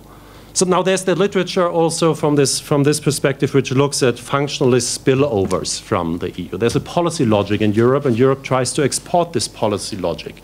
Sandro Lavene talks about the extension of the EU governance space, moving specific standards, policy procedures from the core EU member states to states in the periphery, to its neighborhood. That's something the EU is doing and something the literature is interested in, either by directly negotiating with partners, for example, under the action plans on how to do that, or through indirect forms of impact. Amichai Magen, who talks tomorrow, he has written about these indirect forms of impact. Then there are various assumptions about the cultural relations, how this affects EU-Israel relations. I think this is an interesting literature. There's a lot of talk about Europe and the concept of othering, a foreign policy entity. If you do foreign politics, you always try to distinguish yourself from others, not necessarily your enemies. In the EU literature, Thomas Dietz has told us the EU builds its foreign policy identity very much in opposition to Europe's past, a temporal other. The EU sees itself as the answer, the opposite to European past of conflict between European states, but also the Europe of genocide, of the Shoah. So the EU is something different. It's the very opposite. If you look at the debates, very often the perception in Israel is like, let's look more at the continuity which is there. And this is then studied in the literature on EU-Israel relations. So the concept of normative power Europe, and whether this is true and Europeans are actually lying to themselves, or whether there's something about it. Now, this very often is framed in terms that there are great differences between Israel and the European Union. I think we should be cautious about that. Joel Peters and Sharon Pardo have shown in a study they have made that the overall image of the EU is quite positive in Israel. It changes over time, but it's overall quite positive, even so positive that there are occasionally always debates about closer association, even the utopia of a membership, a positive utopia, which also exists in the European Union, in particular in times when there's a functioning peace process. So approaching EU-Israel relations through all these perspectives, I think, has many merits, and I cannot talk more about it, but I think I have shown that. I think it has also some flaws, and the flaws is something I would like to elaborate more on, which is in particular that this literature tends to ignore, it often refers to it, but it tends to ignore how this relationship is embedded in globalized politics, in developments in world politics which are taking place. It's very often implicit there. There are some references to that. You can read that in my paper, in particular when it is finally drafted, which it isn't at the moment, but it's going to be done so after this conference. So let's look more at this global setting.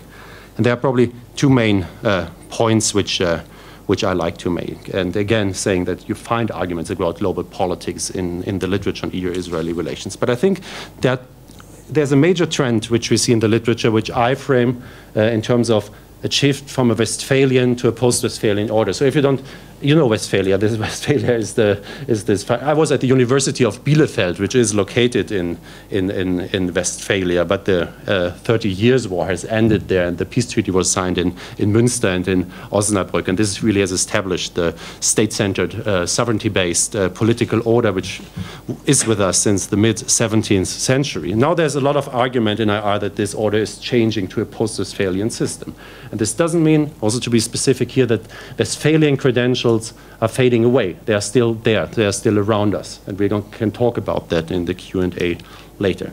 But there are three particular dimensions which I think are important if we look at this literature in IR.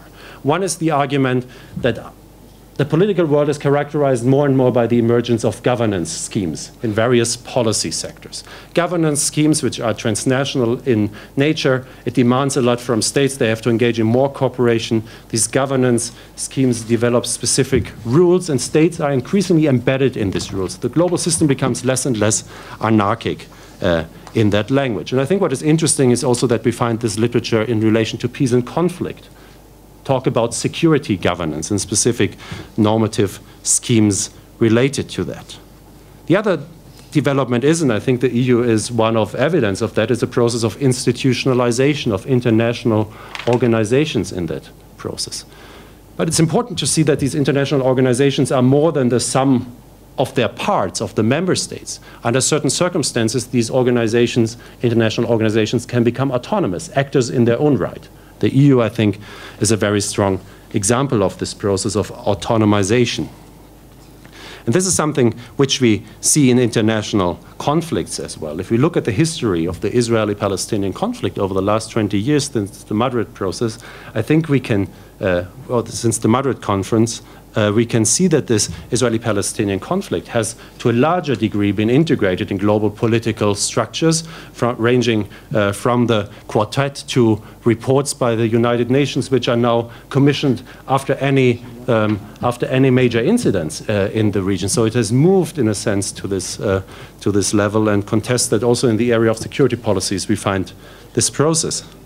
And the third dimension is what I would refer to as a growing importance of legalization in world politics. Global politics are increasingly embedded and conducted in terms of a relation to specific bodies of rights-defined legal definitions of problems. And these legal definitions of problems are very often related to the definition of specific rights of individuals. So the issue of human rights, the rights of individuals, has a much stronger place in international politics across policy areas than it had 20, 30, 40, or 50 years ago. So these are some of the assumptions I'm working on, but it's not just my assumptions or the assumptions from the theoretical background I come from, but I think these are assumptions which we can find in a lot of literature. So let me, in a final part, make a short discussion of how this actually relates to EU-Israel relations. I think it helps us to avoid black and white images of this relationship. Contrary to what one might think, both Israel and the EU draw from these Westphalian and the post-Westphalian credentials. It's not so that Israel is the Westphalian state and Europe is the post-Westphalian, the EU is the post-Westphalian entity, which we might think if we see the EU as a new actor. So the EU has classical Westphalian credentials, and also Israel is not only the realist security state which we very often conceive of it in the literature.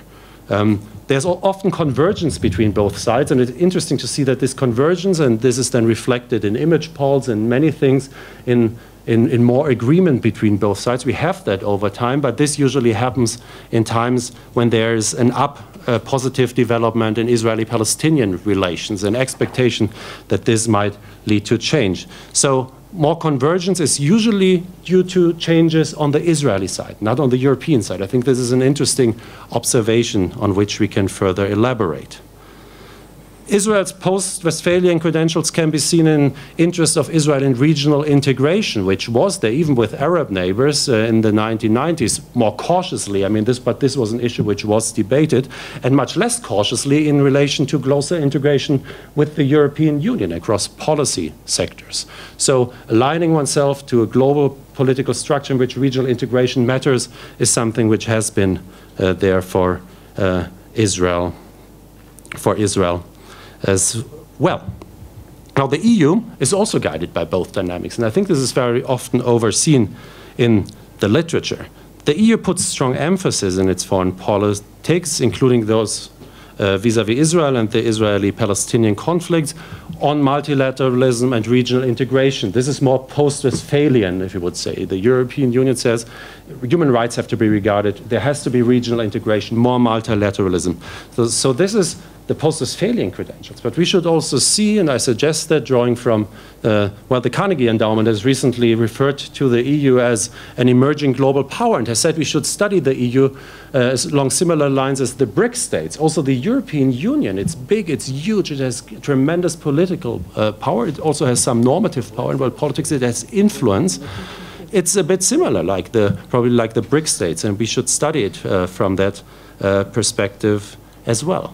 And I think that's a worthwhile perspective because also in the EU, we can see that the EU is not just proposing that, for example, Israel should integrate in multilateral fora in the region, but the EU is defining its interests towards the region. It's trying to pursue these interests. If you look at the EU security strategies of the years 2003 and 2008, these were documents drafted in the language of interests. The EU sees itself as a foreign policy actor. It tries to define these interests. It creates a web of global relations with which actors. It has now a legal personality since the Lisbon Treaty. It seeks a formalized place in the United Nations, like the Palestinians probably.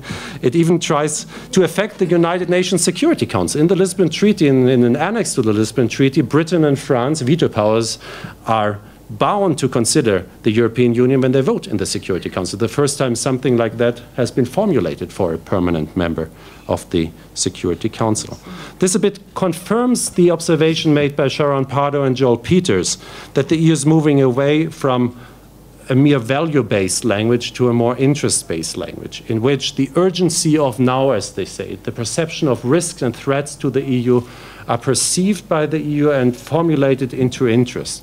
And it's interesting to see that the EU formulates the conflict, the Israeli-Palestinian conflict, as a threat to its security. You know, there are many supporting documents of that if you look at European declarations in which we can see that. Now, there's a lot of talk about the end of the peace process. The International Crisis Group has framed it that way. And the European Union has responded. It's the Foreign Affairs Council of the European Union, chaired by Catherine Ashton, has argued that developments on the ground which threaten to make a two-state solution impossible, that's a quote, are perceived as a threat to European security and have to be related to. So framing that in the language of interest, I think this is interesting. So it's a rather realist outlook, which ironically helps to understand us what the EU is doing. But of course, there are post-Westphalian dimensions as well. I said that the strong interest of the European Union in regional integration and in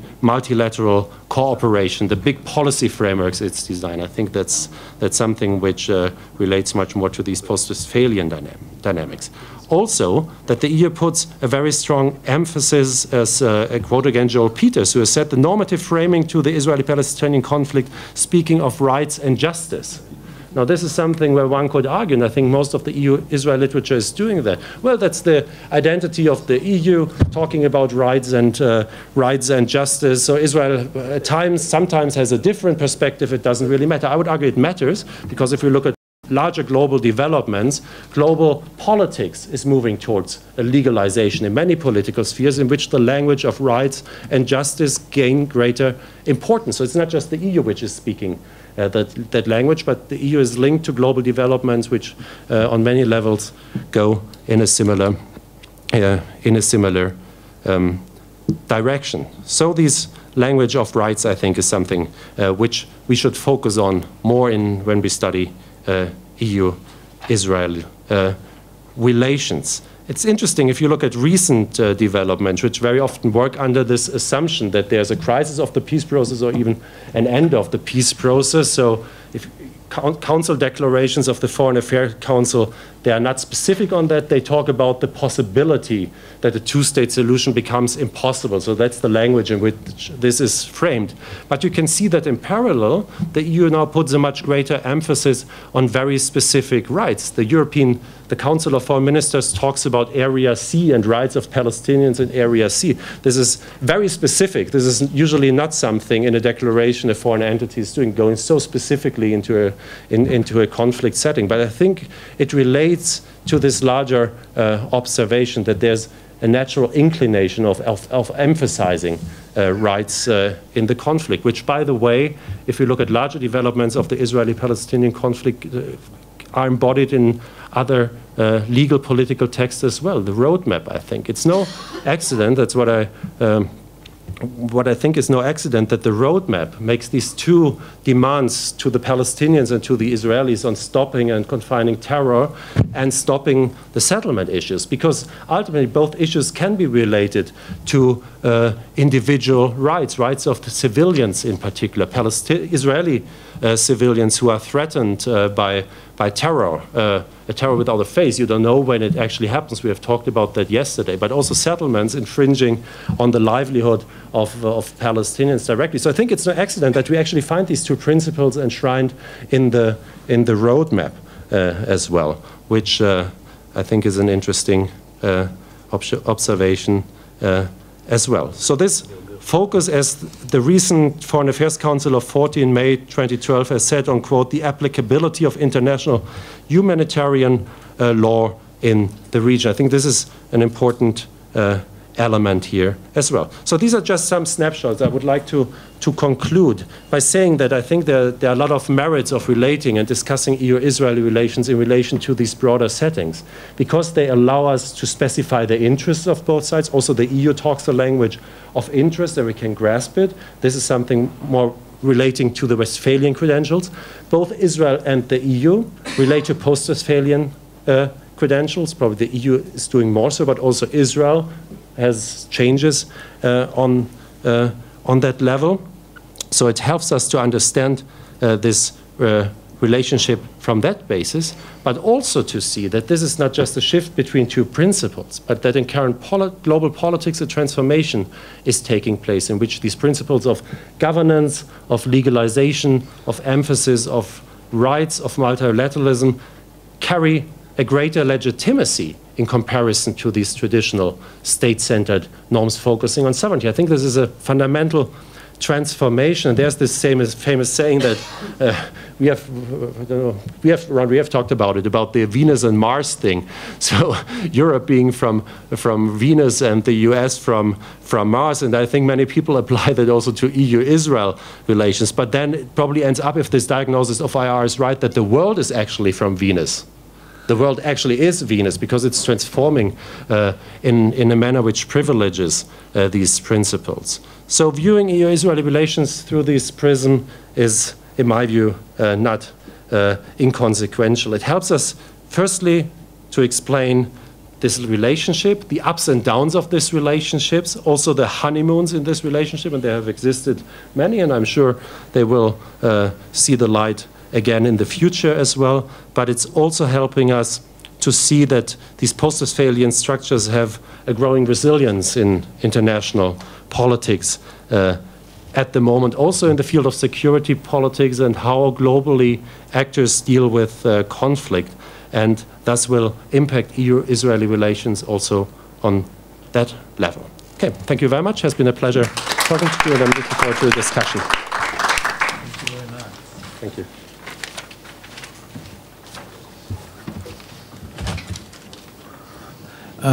Thank you, the presenters. I won't take much of the time, and I shall not follow my predecessor in providing analysis. It's late, and we are all tired. So I prefer to put short, concise questions to the presenters, and that should be followed by questions from the audience, and we shall try in this way to conclude the session instead of offering another learned and perhaps on my side boring kind of analysis. Let me start with Ken. I listened to your presentation and to Silverstone's presentation, and I was impressed by the piece in your paper, written paper, where you quoted Sam Lewis, commenting on Israeli-American relation and equating that to a Catholic marriage. I mean, you can quarrel, you can quit, you can close the door, you can shout, you can love, but you are there. You are there to stay. My question is, if you could think about something which could change this kind of existential reality. We know that it started in a different way in 48. It was not there in 1930. Neither was it there in the pre-1930s. I don't want to push you to predictions. We know what it is. But still, we are all worried. We are all Jews. We worry.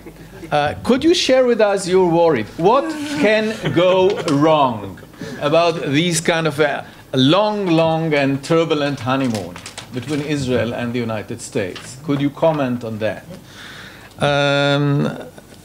Guy, what is missing in your presentation, in my taste, is really the Israeli perspective. You commented on the Soviets, and I would have expected more of you to learn about the new evidence, because you are basing your analysis on something new, perhaps, which is coming from the East. So could you please share with us something about that? But what is basically missing here is the real Israeli perspective. You gave the impression that, had it been different kind of circumstances, Eshkol would have earned the Red Star on his chest. I doubt whether this was the case. I think the prevalent position didn't change with Eshkol. That is that with such friends you don't need enemies. And I think that was a prevalent kind of assessment in Israel.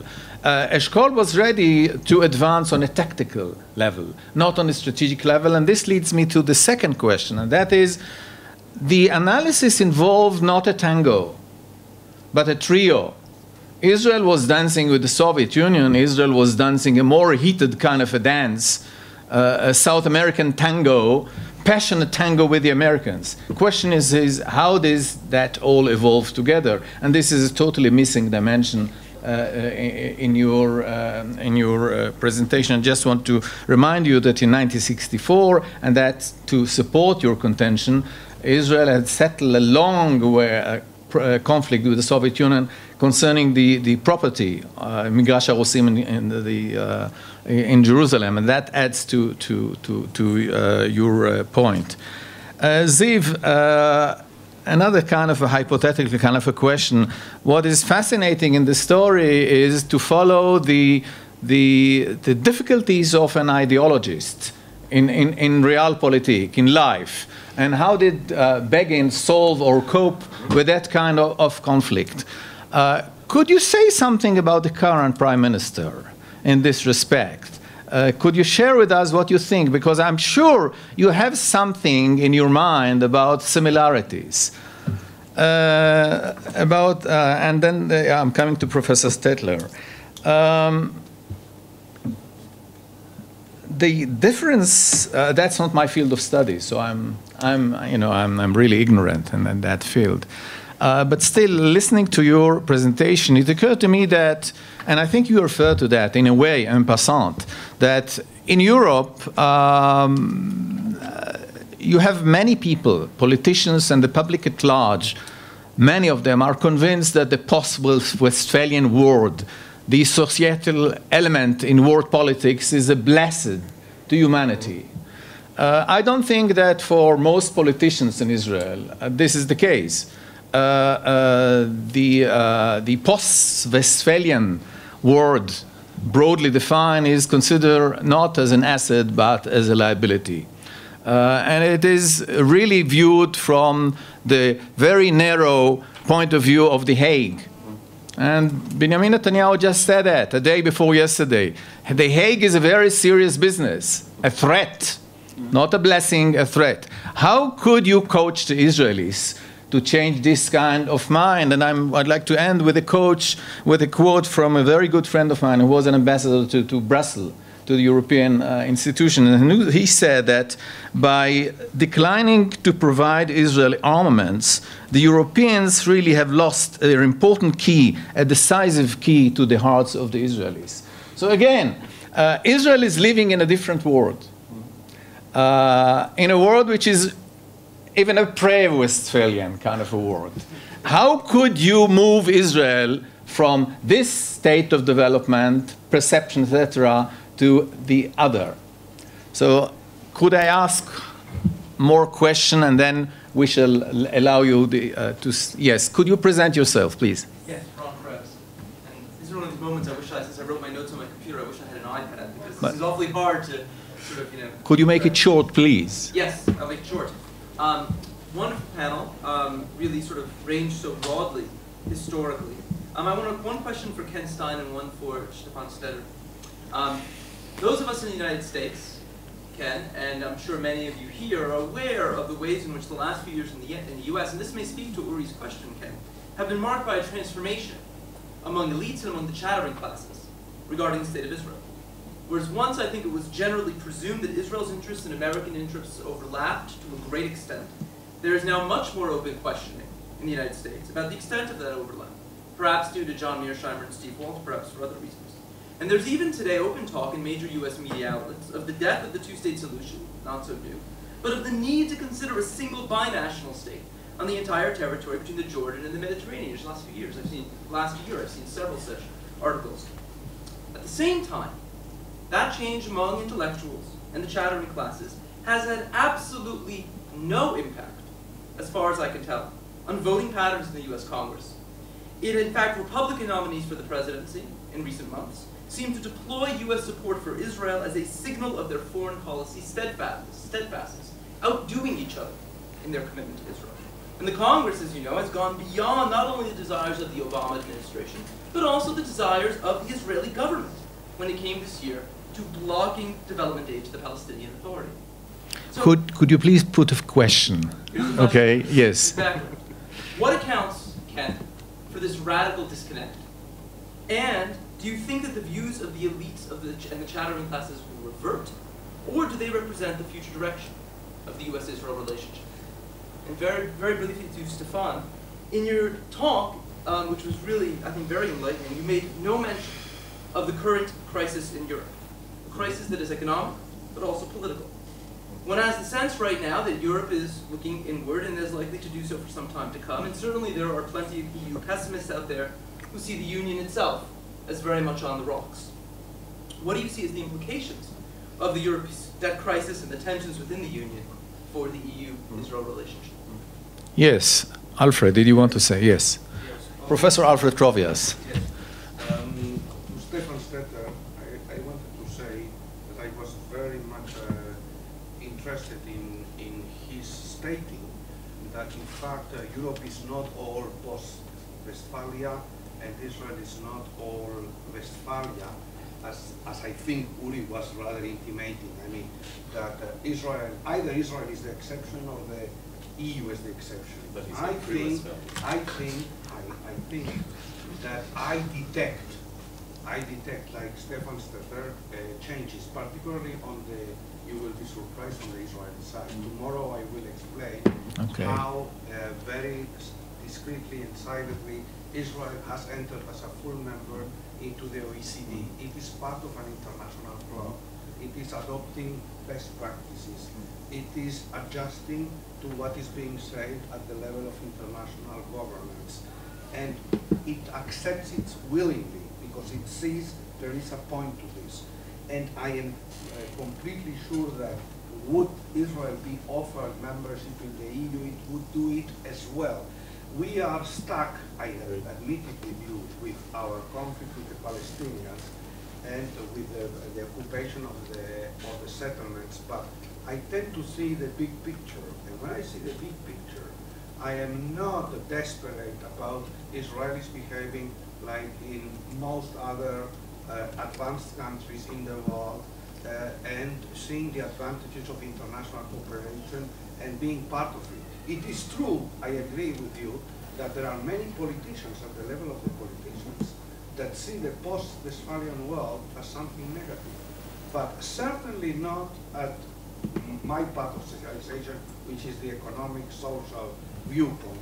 People want to be part of the world, and nationalism in this respect is not on the up here in Israel, but rather on the down.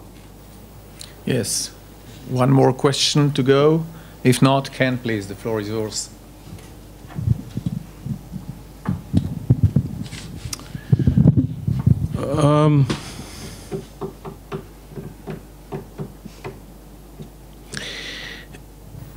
Historically, if you go back, the times when Zionism or Israel has had its greatest problem with the major great power is when either Zionism was weak, there was an ideological clash, a clash over policy, or a clash over personality that trumped the relationship. Chancellor and Webb, 29 to 31. Carter's, Brzezinski, Vance, Saunders, Quant, 77 to 81. And 88 to 92, Bush, Baker versus Shamir, 77 to 81 versus Begin, and 29-31, weak Israel, weak Zionism. That assumes a constant or constants in the surrounding region. And the region has not remained constant from 29-31 to the present. So if you look into the future, if you take those four, weakness, I don't see a weakness in the Zionism-Israeli enterprise.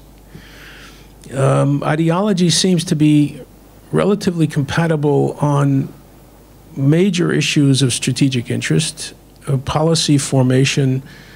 Personality, I think, is up and down. And I think the personalities go up and down regardless of who's prime minister and who's president. I would answer it in terms of American presidents in second terms in their attitude towards domestic and foreign policy, depending on whether they have control of the Congress and they have control of the Senate. Most presidents in their 7th and 8th year are lame duck presidents and focus on foreign affairs. And if I were voting in the United States today and my only interest was my interest in the state of Israel, I would not vote for Obama, because I'd be afraid of a second-term president.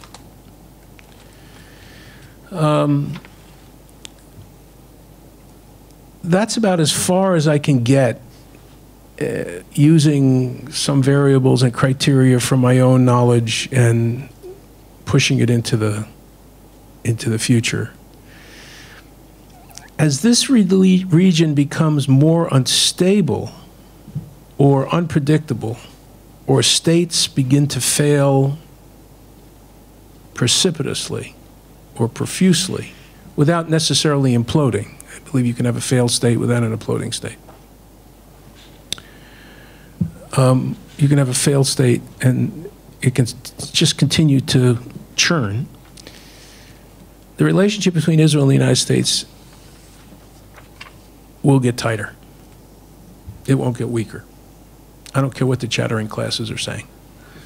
I think the chattering classes in the United States, or the one-state solution, or are elements of profound frustration with a desire to find a resolution to Palestinian self-determination in the context of a two-state solution. And just angry and frustrated, and logic tells you it should be otherwise, but politics doesn't permit it to be.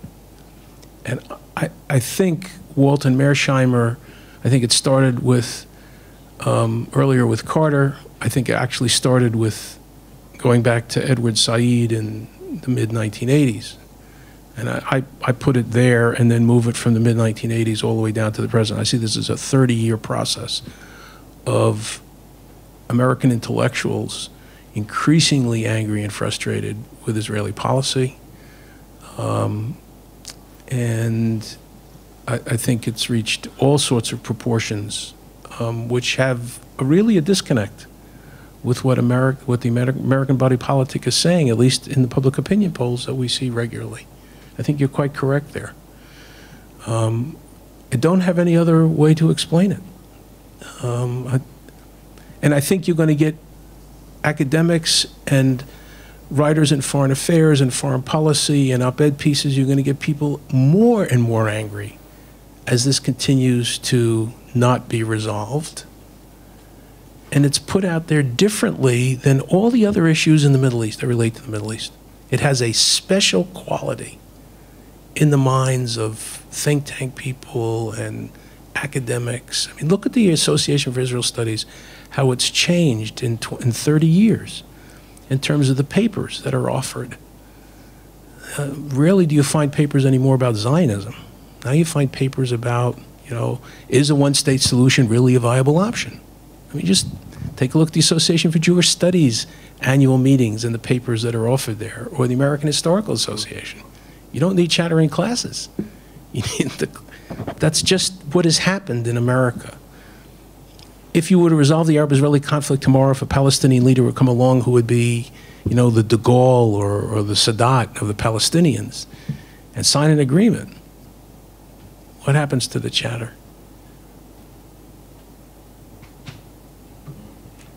Thank you. Yeah, thank you, Ken. Right. Please.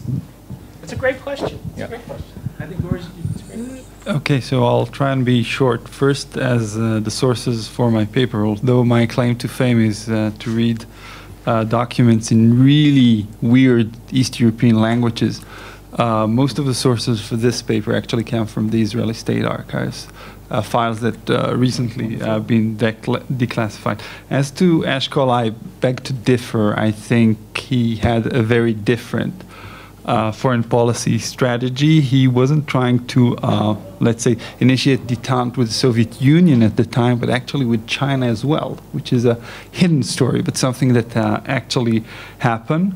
As to the relations with the U.S., and you're completely right, something that I should have written more about, it's clear that when it comes to Eshkol, he had no trouble with getting closer to the Soviet Union because, as I said, he thought that was like the eve of detente, so it wouldn't hurt relations with the U.S. After the Six-Day War, the perception in Israel, from what I saw, was that Israel would be more interested in the good offices of the U.S. and as much as possible to shove the Soviet Union out of the process in any way possible, and that's what the Israelis said. If you want to interfere in the process, tell the Egyptians to negotiate with us directly. Other than that, you know, don't be involved. We don't want you there. Okay. Okay, I'll try to be even shorter, and the answer will be no, I have nothing to say. And I'll just explain that it's a completely different environment, conditions, how Begin operated than what Netanyahu has now, which is part of the legacy of Begin, but also is a completely different environment that he has to deal with. And, well, they're different people, and I don't really have anything to say about that. I would urge you to think about an article. It could be a wonderful article. I agree. If you take the courage to do that. Okay, Professor Stetter. I wrapped the three questions in one answer by saying that I think, the question was the post-Westphalian system, how to explain that. And I think this relates to all three questions. It can be explained through a power explanation.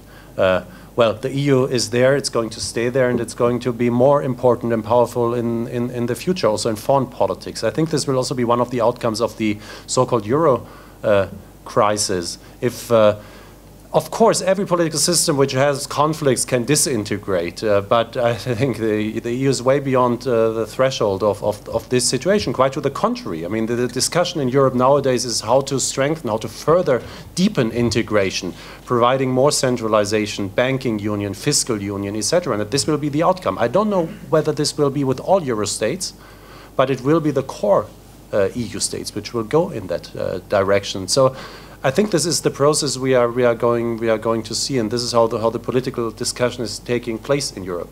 Nobody, not in the political, not in the economic, not in the social elites, not in public opinion, wants to live in a Europe without the European Union. So this is, I think, the more interest-based explanation. It's there, it's a powerful neighbor, and it's going to stay there and probably getting more powerful in the future. The second one is the self-interest, and this is something Alfred has referred to. Of course, there's this political assessment. Netanyahu is probably right with the Hague statement, but it says in a way more about him than he probably likes to have at the moment, because it really says what his outlook for the future of this country and this region is. Because if there would be a real Palestinian-Israeli peace, nobody would go to The Hague, because both parties would agree that they don't go to The Hague. They would set up a truth commission or something like that, and probably set up some form of cross-border cooperation.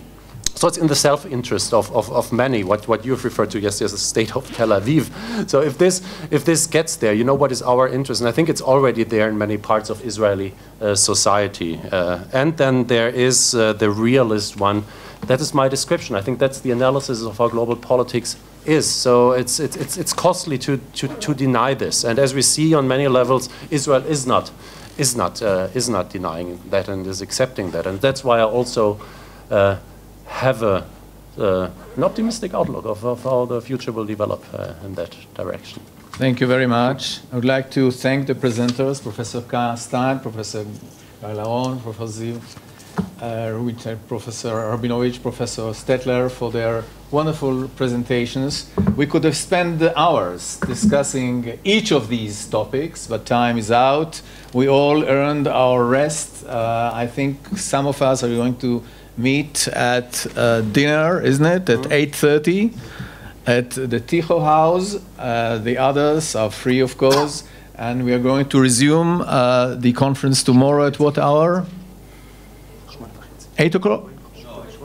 8:45 tomorrow. So thank you very much and have a good evening.